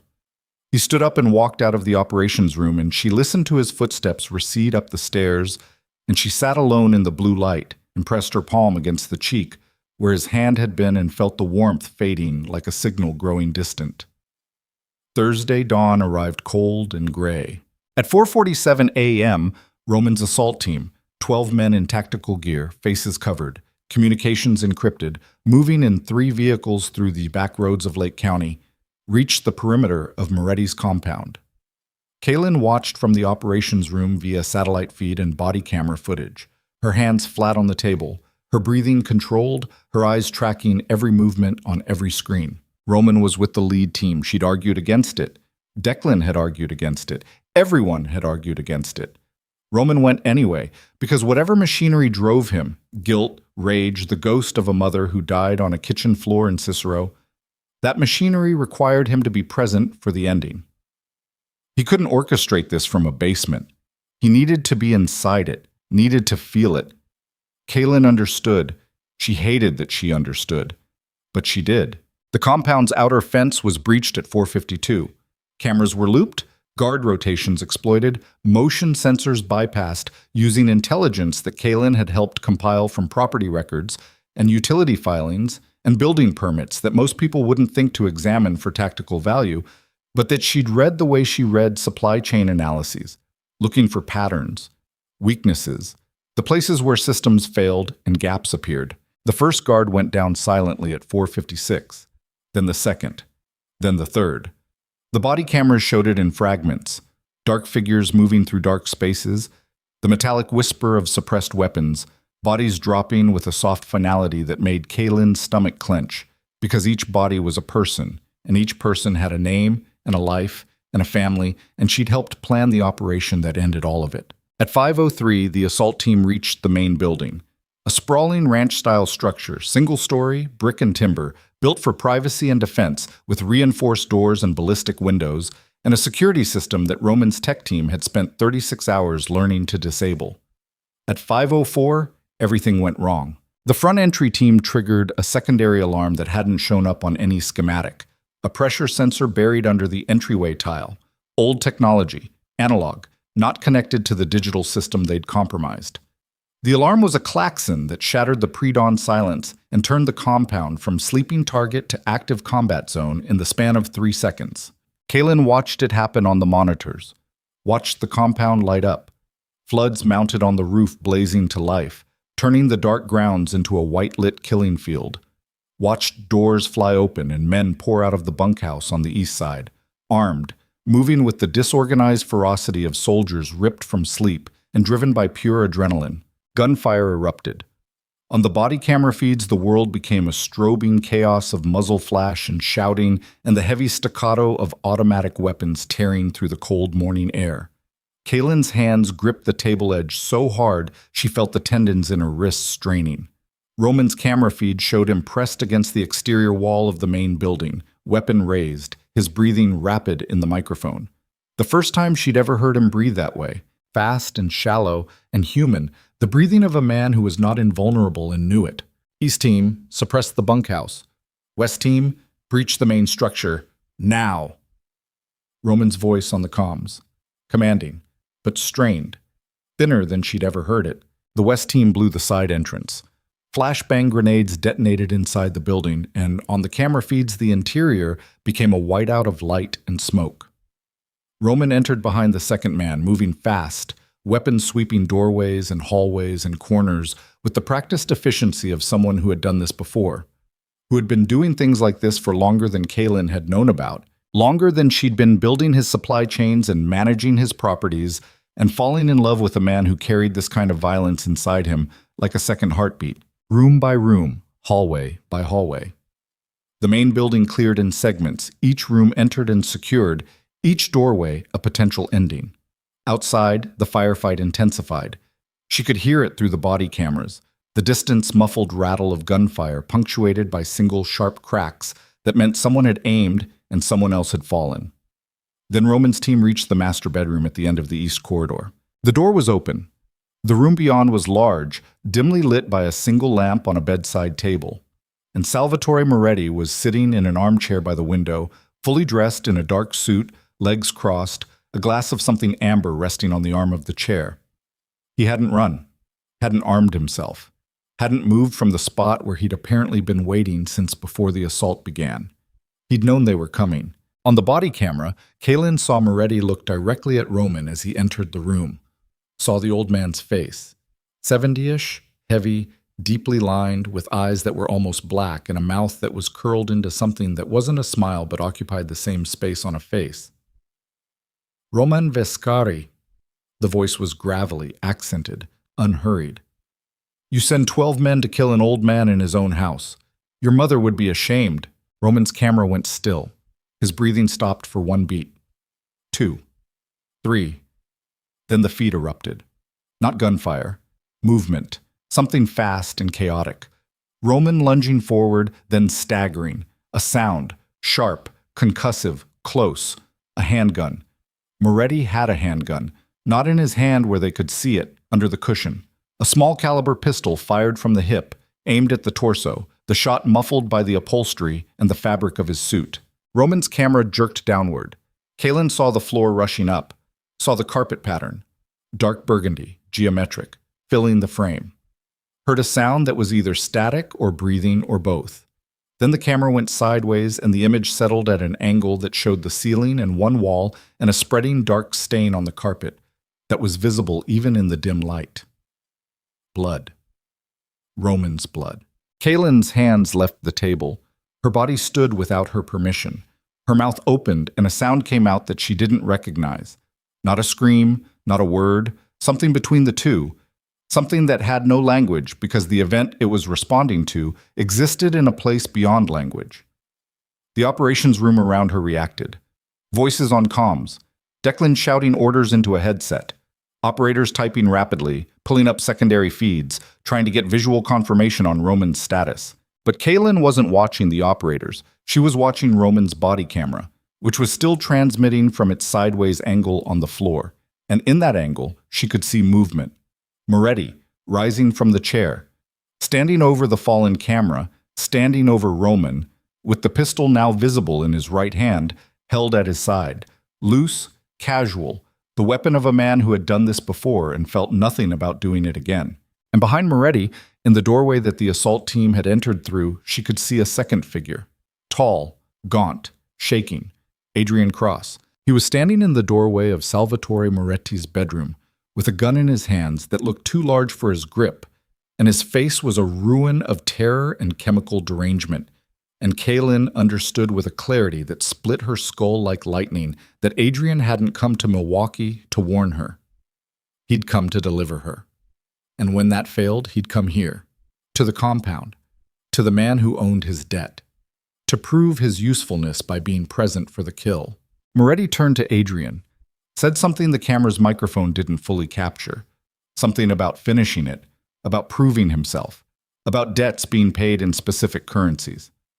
Adrian raised the gun, pointed it at Roman on the floor. His hands were shaking so badly the barrel drew circles in the air. On the monitor, Kaelyn watched the man who had beaten her for 3 years aim a weapon at the man who had saved her and used her in equal measure. And the two opposing forces of her life converged in a single frame. Violence and manipulation, fear and ambition, the fist and the contract, both pointing at a man bleeding on a burgundy carpet while she stood 200 miles away, watching it happen on a screen. She grabbed the comm headset from the nearest operator, jammed it onto her head, keyed the channel. "Declan, the bedroom, now!" Static. Then Declan's voice, winded, strained. "Pinned down. East corridor. 2 of Moretti's men. Roman is shot. Adrian Cross is in the room with Moretti. They're going to execute him." Silence. 1 second. An eternity compressed into a single heartbeat. On the screen, Adrian's finger moved to the trigger, and Kaelyn made the decision that would end one life and begin another. She pulled the headset off, walked to the cabinet on the far wall where Declan kept the vehicle keys, took the keys to the armored sedan parked in the estate's garage, walked up the stairs, through the hallway, out the kitchen door, into the garage, started the car. The engine turned over with a sound like a heart restarting. She pulled out of the estate at 5:11 a.m. Antioch was 97 minutes north. She drove it in 53, the speedometer buried past 100 on empty pre-dawn highways, the car eating asphalt in the dark while the comm unit on the passenger seat crackled with voices she couldn't fully hear and didn't need to because the only voice that mattered was the one in her own head, the one that had been silent for 3 years and was now speaking with a clarity that felt like bone-breaking and reforming into something harder. She reached the compound at 6:04 a.m. The gate was open, blown open by the assault team, twisted metal hanging from its hinges like a broken jaw. She drove through without slowing, past the bunkhouse where bodies lay in the cold morning light, past the vehicle yard where bullet-pocked SUVs smoldered, up the gravel drive to the main building's shattered side entrance. She killed the engine, opened the glove compartment. Inside was a Glock 19 that Declan kept in every vehicle as standard protocol. She'd never held a handgun before. It was heavier than she'd expected and lighter than she'd feared, and the grip fit her hand with an intimacy that felt obscene. She got out of the car. The morning air smelled like cordite and something chemical, and underneath it all, the iron-sweet smell of blood, a smell she knew from bathrooms and kitchen floors and the back of her own throat, a smell that had once meant she was the one bleeding and now meant something entirely different. She walked into the building. The hallway was wrecked, drywall cratered, light fixtures hanging by wires, shell casings scattered across the floor like brass seeds. She stepped over debris and bodies and the remnants of a security system that had failed to protect anyone. Her socked feet from the stairwell were gone. She was wearing boots now. Roman's estate had a closet full of tactical gear, and she dressed without thinking, the way you dress for weather, the way you prepare for an environment that requires specific equipment to survive in. The master bedroom door was at the end of the hall, still open, light still spilling from inside. She could hear voices, Moretti's, low and measured, Adrian's, high and fractured, and underneath both of them, a sound that was either breathing or dying. She stopped outside the door, pressed her back to the wall, felt her heart hammering against her ribs so hard it hurt, felt the Glock in her hand, the textured grip biting into her palm, the weight of it pulling her arm down like gravity had decided to focus its entire attention on this one object. She thought about Paul Resnick. She thought about Margaret Doyle. She thought about the woman in the bathroom mirror pressing concealer into bruises. She thought about every door she'd ever walked through and every man who'd been waiting on the other side. She stepped into the doorway. Moretti saw her first. His black eyes moved from Adrian to the woman in the doorway holding a gun she'd never fired. And what crossed his face was not fear, but something worse: amusement. The indulgent, contemptuous amusement of a man who had spent a lifetime watching people arrive at moments they weren't equipped for. Adrian turned, the gun in his hand swung toward her reflexively, then away, then back, then down. His body couldn't decide what she was: threat or refuge. The woman he'd beaten or the woman he'd come to deliver. And the confusion on his face was so total, it looked like a different kind of pain. Roman was on the floor between them, eyes open, hands pressed against his lower right abdomen where blood seeped between his fingers in dark pulses. He was conscious, breathing, watching her with those gray eyes that had seen her in a conference room, in a stairwell, in a diner, and an operations bunker, and were now seeing her in the doorway of a room where he was bleeding to death. And what she saw in those eyes was not surprise. He'd known she would come. Kaelyn, Moretti's voice filled the room like smoke. The woman at the center of everything. I've heard so much about you. He gestured with the pistol. Casual, almost elegant. Please, come in. We were just deciding how this ends. She stepped into the room. The gun in her hand was steady. Her hands were not shaking. For the first time in her life, her hands were not shaking, and the absence of tremor frightened her more than any tremor ever had because it meant something inside her had changed at a level she couldn't reach or reverse. 3 people in a room, 2 guns, 1 man bleeding. And the woman who had spent her entire adult life being used by men was now standing at the center of it all, holding the only weapon that wasn't pointed at someone she cared about. And the choice before her was not a choice at all, but a transformation. The final, irreversible step across a line that separated the person she had been from the person she was about to become. Adrian looked at her. His eyes were streaming. His broken fingers trembled on the gun. "Kay," he whispered. "I'm sorry. I'm so sorry." Moretti smiled. Roman bled. And Kaelyn raised the Glock and felt the trigger against her finger and understood, with a finality that tasted like iron and gunpowder and the cold morning air pouring through the shattered windows of a dead man's house, that the next 3 seconds would determine not just who lived and who died, but who she would be for every remaining second of her life. She fired. Not at Adrian, not at Moretti, at the lamp on the bedside table. The bulb exploded and the room plunged into half-darkness, lit only by the gray pre-dawn light bleeding through the shattered window. In the fraction of a second that followed, the fraction where Moretti's eyes flinched toward the sound, and Adrian's hands jerked reflexively, and the shadows reshuffled everything in the room like a deck of cards thrown into the air, Kaelyn moved, not forward, sideways, dropping low, angling left, putting the heavy oak dresser between herself and Moretti's line of fire. She'd never been trained for this, but 3 years of living with a man who struck without warning had built reflexes that operated below the level of conscious thought, reflexes that measured angles and distances and reaction times the way other people's bodies measured temperature, automatically, instantly, without permission. Moretti fired. The bullet hit the dresser 6 inches from her head and sent splinters raking across her cheek like tiny claws.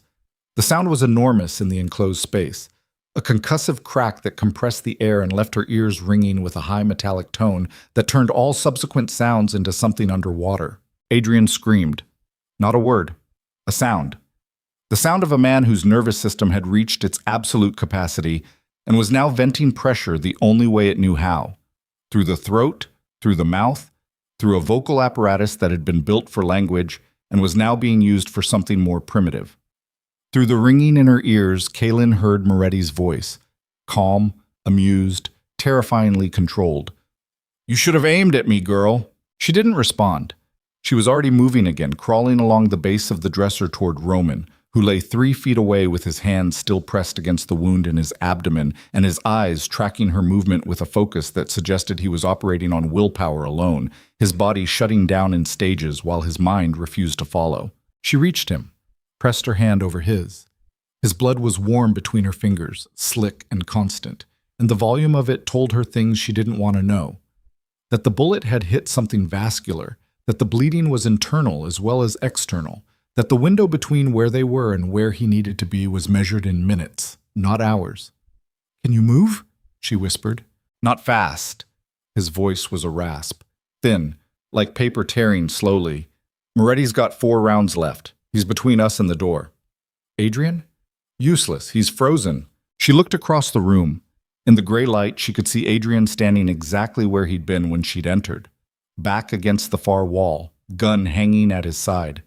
His body locked in that particular paralysis that comes not from courage or cowardice, but from a system failure so complete that the body simply stops receiving instructions.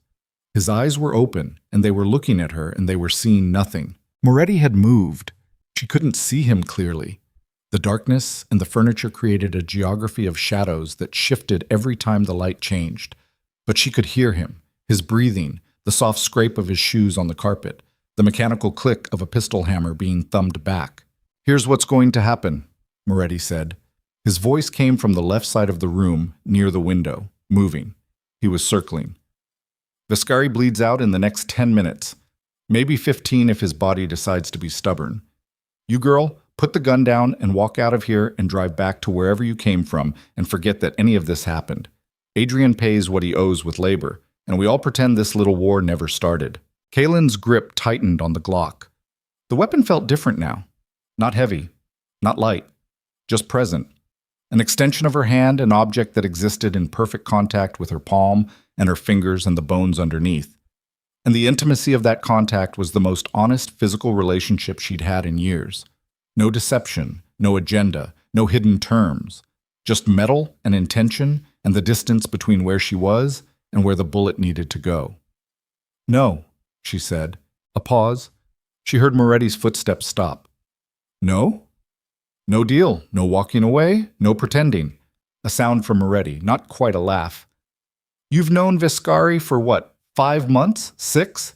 And you're willing to die on his floor for him? I'm not dying for him. I'm deciding for myself, for the first time. You don't get to understand that. Moretti resumed moving. She tracked the sound. He was circling toward the door, toward the exit, positioning himself with the tactical patience of a man who had survived decades in this business, by never being the one trapped in a room. But Kaelyn knew rooms. She'd spent 3 years mapping the geometry of enclosed spaces.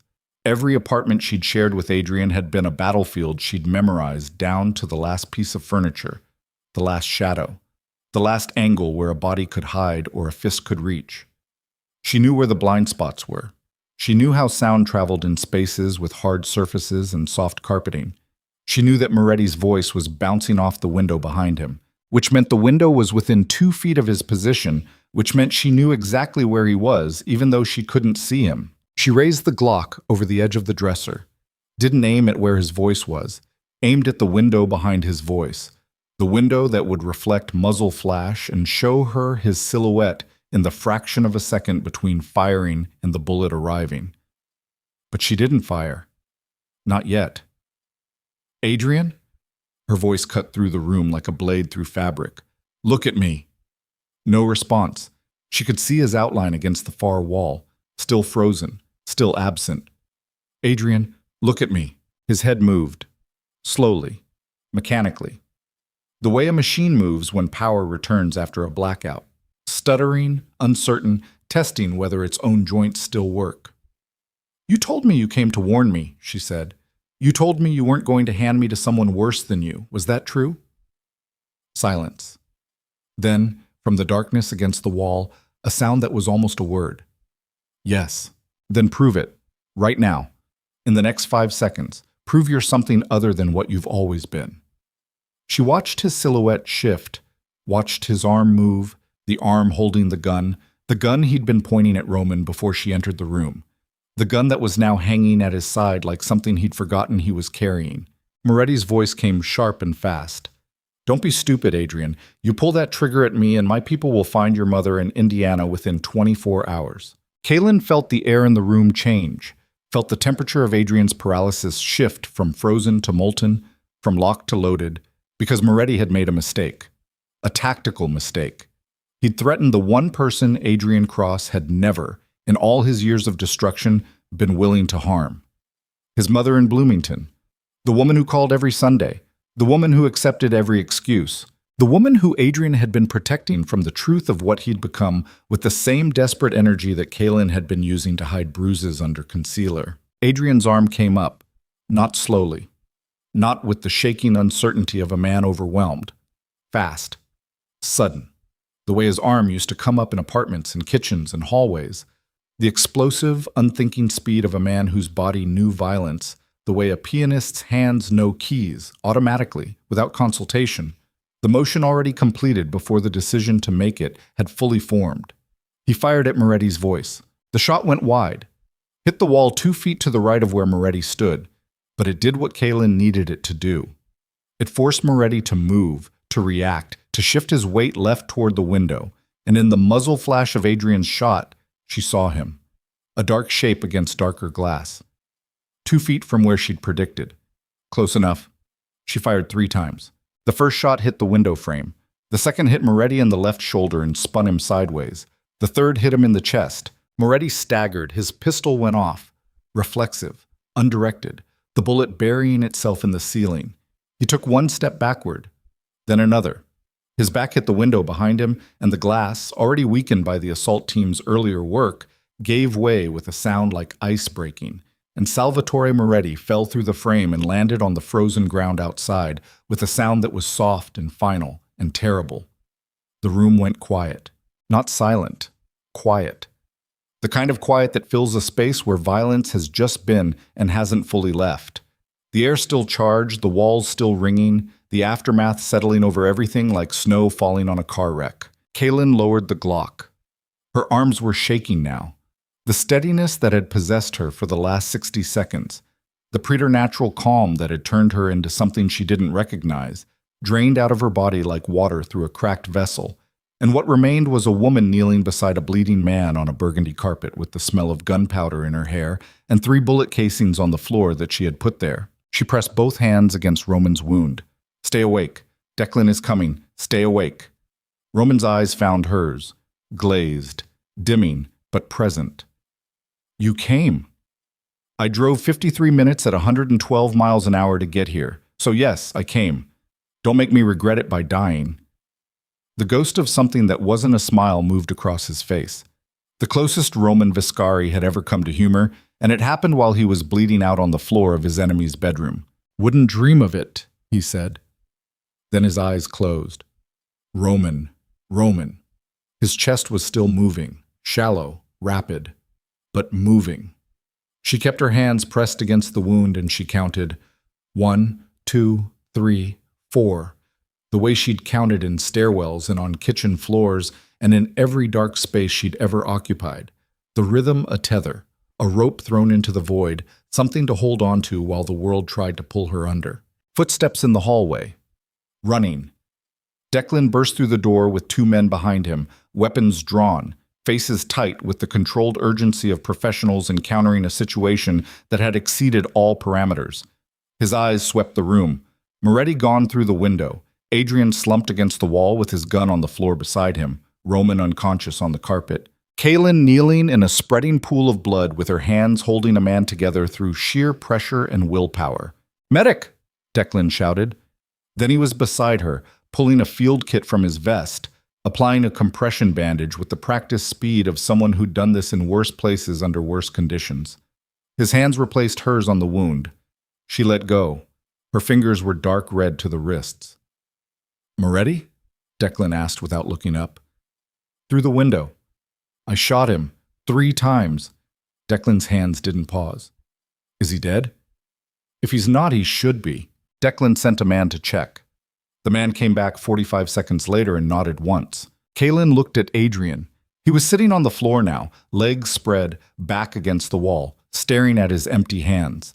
The gun lay beside him where he'd dropped it, and the distance between his fingers and the weapon was maybe 8 inches, but it looked like miles, like the space between the person he'd been 30 seconds ago and the person he was now, and Kaelyn understood that distance because she was living inside a similar one.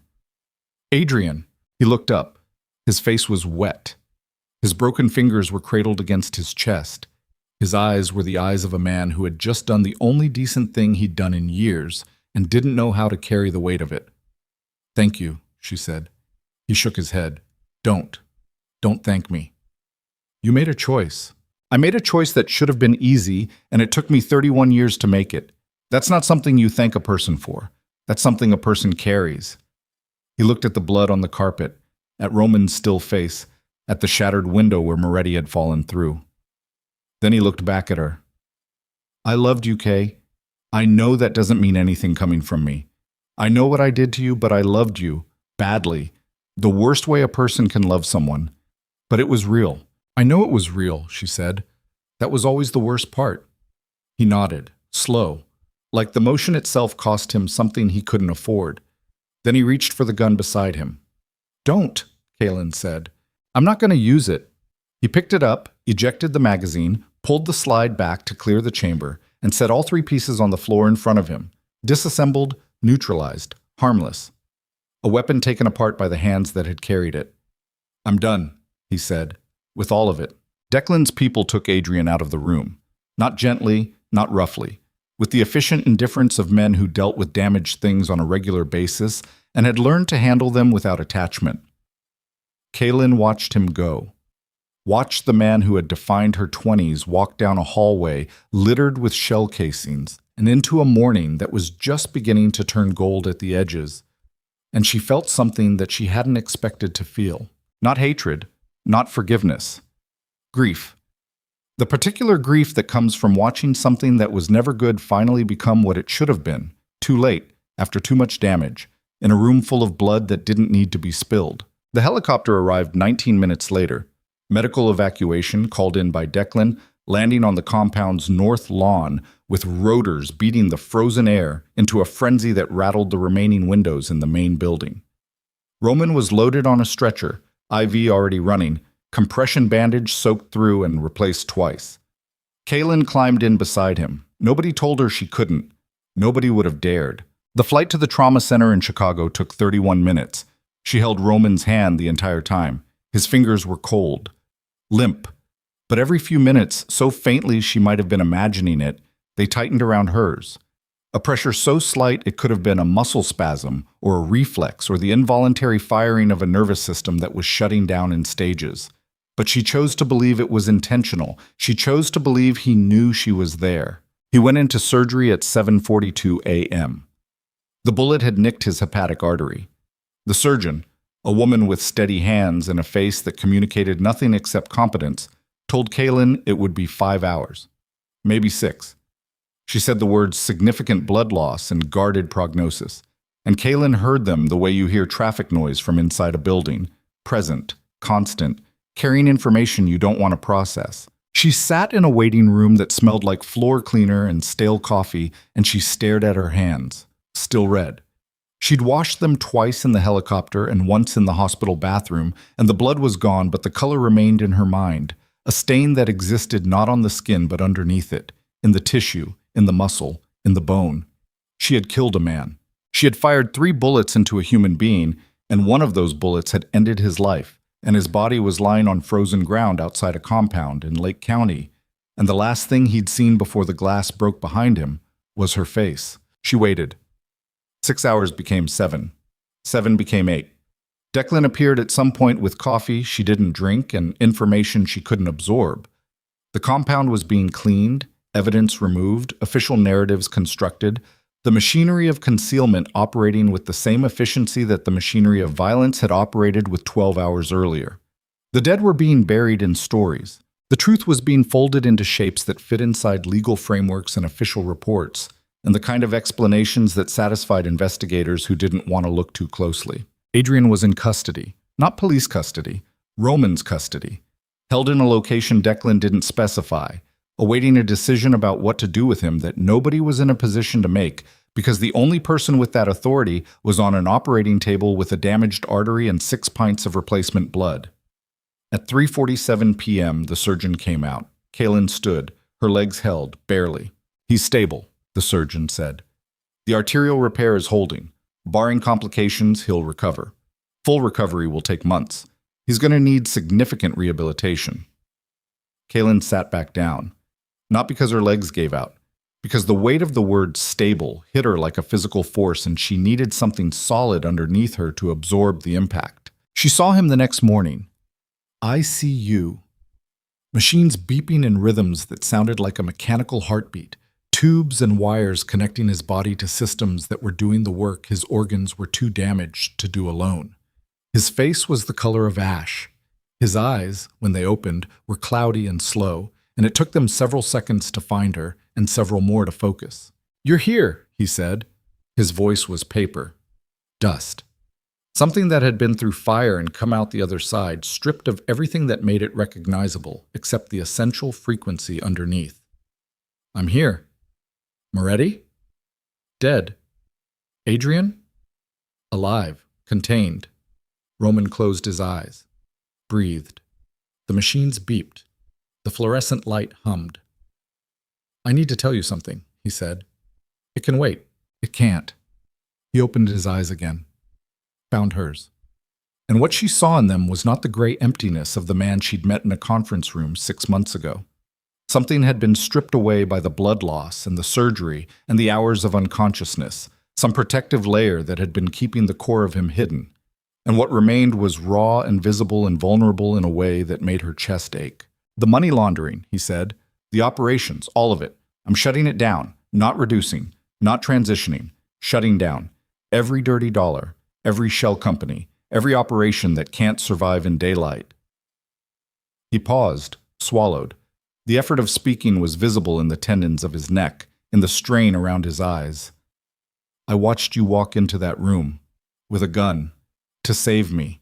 And I thought, if she dies here, she dies because I built something that put her in this room. And everything I told myself about why I built it, my mother, my father, power, protection, never being powerless again, none of it matters if the thing I built kills the one person who—" He stopped. His jaw tightened. The machines beeped. "The one person who what?" Kaelyn said. Roman looked at her, and for the first time since she'd known him, his eyes were wet. "The one person who made me want to be something other than what I am." The words filled the room the way light fills a space when a door opens. Slowly, then all at once, reaching into corners that had been dark for so long they'd forgotten what illumination felt like. Kaelyn leaned forward, placed her hand over his on the hospital bed. His skin was warm now, warmer than it had been in the helicopter. The monitors showed a heartbeat that was steady and strong and mechanical in its regularity, a rhythm rebuilt by surgical precision and blood transfusions and the stubborn refusal of a body to stop functioning. "Then be something other than what you are," she said, "and I'll do the same." It took 14 months.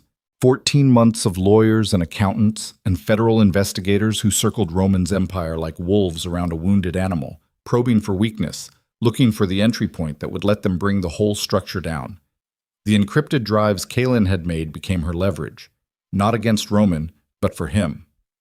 She negotiated with prosecutors, handed over financial records, provided testimony in sealed proceedings that resulted in the dismantling of 16 shell companies, the closure of 4 illegal operations, and the restructuring of Roman's entire business portfolio into something that could withstand the full light of federal scrutiny without casting a shadow. Roman cooperated. Fully. Not because he'd found morality. He was too honest with himself for that kind of self-deception. He cooperated because he'd found something he valued more than power, and the price of keeping it was everything he'd built his identity around. Adrian Cross pleaded guilty to assault charges in Cook County. Kaelyn testified. She sat in a witness chair in a courtroom that smelled like wood polish and old carpet, and she described in clinical detail 3 years of violence. Every bruise, every fracture, every night spent counting seconds on a kitchen floor, while a man who claimed to love her demonstrated what love looked like when it was stripped of everything except possession. Adrian sat 15 feet away and listened with his head bowed and his broken fingers interlaced on the defense table. And when she was finished, when the last word had left her mouth, and the courtroom was silent with the particular silence that follows testimony so raw it burns the air, he looked at her. Just once. And what she saw in his eyes was not the rage or the self-pity or the calculated remorse she'd spent 3 years learning to read. It was recognition. The recognition of a man seeing, clearly and for the first time, the full scope of what he had destroyed. He received 7 years, no parole eligibility for 5. When the bailiff let him out, Kaelyn watched him go. She didn't look away, didn't flinch, didn't feel the tightening in her chest that his presence had triggered for years. She felt nothing. And the absence of feeling was not numbness, it was completion. The final severance of a bond that had been made of fear and maintained by habit, and broken, at last, by something stronger than both. The foundation was Kaelyn's idea. She designed it during the months of legal proceedings. Sitting at the desk in the Milwaukee apartment she'd returned to after the war ended, working late into the night with spreadsheets and organizational charts and funding models spread across every surface. She knew what survivors needed because she'd been one. She knew what they didn't need because she'd received it: pity, platitudes, the well-meaning condescension of people who understood abuse the way tourists understand a country they've driven through without stopping. The Mercer Vescari Foundation opened its first center in Milwaukee 18 months after the war ended, a converted warehouse in Walker's Point, the same neighborhood where Kaelyn had first discovered the truth about Roman's operations, the same street she'd driven through at 4 a.m. while the world she'd built was collapsing around her. The building was renovated with clean lines and warm light, and every room was designed for a specific purpose: legal aid, housing assistance, counseling, job training, childcare. Every door locked from the inside. She named the children's wing after Paul Resnick. Roman attended the opening. Thinner than he'd been. A cane he used without self-consciousness. The limp from his injury permanent and incorporated into his movement the way scars are incorporated into skin. Present, visible, accepted. He stood beside Kaelyn while women walked through the doors carrying children and paperwork, and the particular expression that Kaelyn recognized because she'd worn it herself for 3 years. The expression of someone who has been told that help exists and doesn't believe it yet, but has run out of alternatives to believing. They built 3 more centers over the next 2 years: Chicago, Indianapolis, Bloomington. That one Kaelyn chose deliberately, placing it in the town where her mother lived. The woman who had called every Sunday and accepted every excuse and had finally, in a conversation that lasted 4 hours and included tears and silences and the kind of honesty that strips the varnish off 30 years of family mythology, learned the truth about what her daughter had survived and what her daughter had become. On a Tuesday evening in November, 3 years after a woman in a stairwell had dialed a number on a white card, Kaelyn stood on the balcony of the penthouse apartment she shared with Roman, 14 stories above the Milwaukee skyline. The city spread beneath her in a grid of light and shadow, beautiful and violent and alive. The same city that had been her cage and her battlefield and her liberation, depending on which version of herself she was remembering. Roman came out to stand beside her. No cane tonight. The limp was there, but the cane was inside, leaning against the wall by the door. And the fact that he'd left it behind was its own kind of statement. A man choosing discomfort over dependence, choosing to stand on his own damaged legs because standing on your own was the whole point of everything they'd survived. Board meeting went long, he said. The Indianapolis expansion? The zoning committee wants additional environmental reviews. It'll add 3 months to the timeline. I'll call their office tomorrow. I know the committee chair. She owes me a favor from the housing code revision last spring. Roman looked at her. In the city light, his face was all planes and angles, the same face she'd seen in a conference room a lifetime ago, except the eyes were different now. Not warmer exactly. Roman would never be warm, but less guarded, more willing to be seen, more willing to let the thing that lived behind the gray, the grief and the rage, and the tenderness he'd spent 30 years treating like a weakness, exist in the open, in the space between them, without defense. Do you regret it? He asked. Any of it. Kaelyn looked at the city, thought about the bruises, thought about the stairwell, thought about the conference room and the diner and the operations bunker and the compound and the helicopter and the hospital room and the courtroom and every room in between. Thought about the woman she'd been at 25, moving in with a man who made her laugh, and the woman she'd been at 28, pressing concealer into fingerprints on her throat, and the woman she was now, at 31, standing 14 stories above a city she'd helped burn and helped rebuild, beside a man she'd helped save and helped dismantle and helped reconstruct into something that could exist in daylight. I regret Paul Resnick, she said. I'll always regret Paul Resnick, and Margaret Doyle, and every person who got hurt because we were too busy being damaged to see the damage we were causing. But I don't regret standing up. I don't regret the stairwell. I don't regret driving 112 miles an hour on a highway at 5 a.m. to walk into a room with a gun I'd never held before. She paused, The night air was cold on her face. The city hummed beneath her, 16 million small decisions happening simultaneously, people choosing and failing and surviving and starting over. The endless machinery of human existence grinding forward because that's what it does. It grinds forward, regardless of what gets caught in the gears. I don't regret choosing, even when every choice was wrong. Choosing was the thing that saved me. Roman was quiet for a long time. The city breathed below them. Somewhere a siren wailed and faded. Somewhere a door opened and closed. Somewhere a woman was sitting in a bathroom at 5 in the morning, pressing concealer into bruises, rehearsing the lies she'd tell the world today. And somewhere, maybe in Milwaukee, maybe in Chicago, maybe in a town Kaelyn would never visit, that woman would find a number, a card, a door that locked from the inside, a room designed by someone who understood what she needed, because that someone had once needed it too. No, Kaelyn said. I don't regret it. Roman took her hand. His grip was firm, warm, the knuckles still thick and misaligned from decades of damage given and received. But the hand was steady. No tremor, no calculation behind the touch, just contact. Two people standing beside each other because they'd chosen to, because choice was the only thing that mattered, because freedom wasn't the absence of darkness, but the ability to walk through it without letting it own you. The city stretched below them, endless and imperfect and blazing with light. And Kaelyn Mercer, the woman who had survived, who had been used, who had killed, who had built, who had burned, who had chosen, stood at the edge of it all and belonged to no one. No one except herself.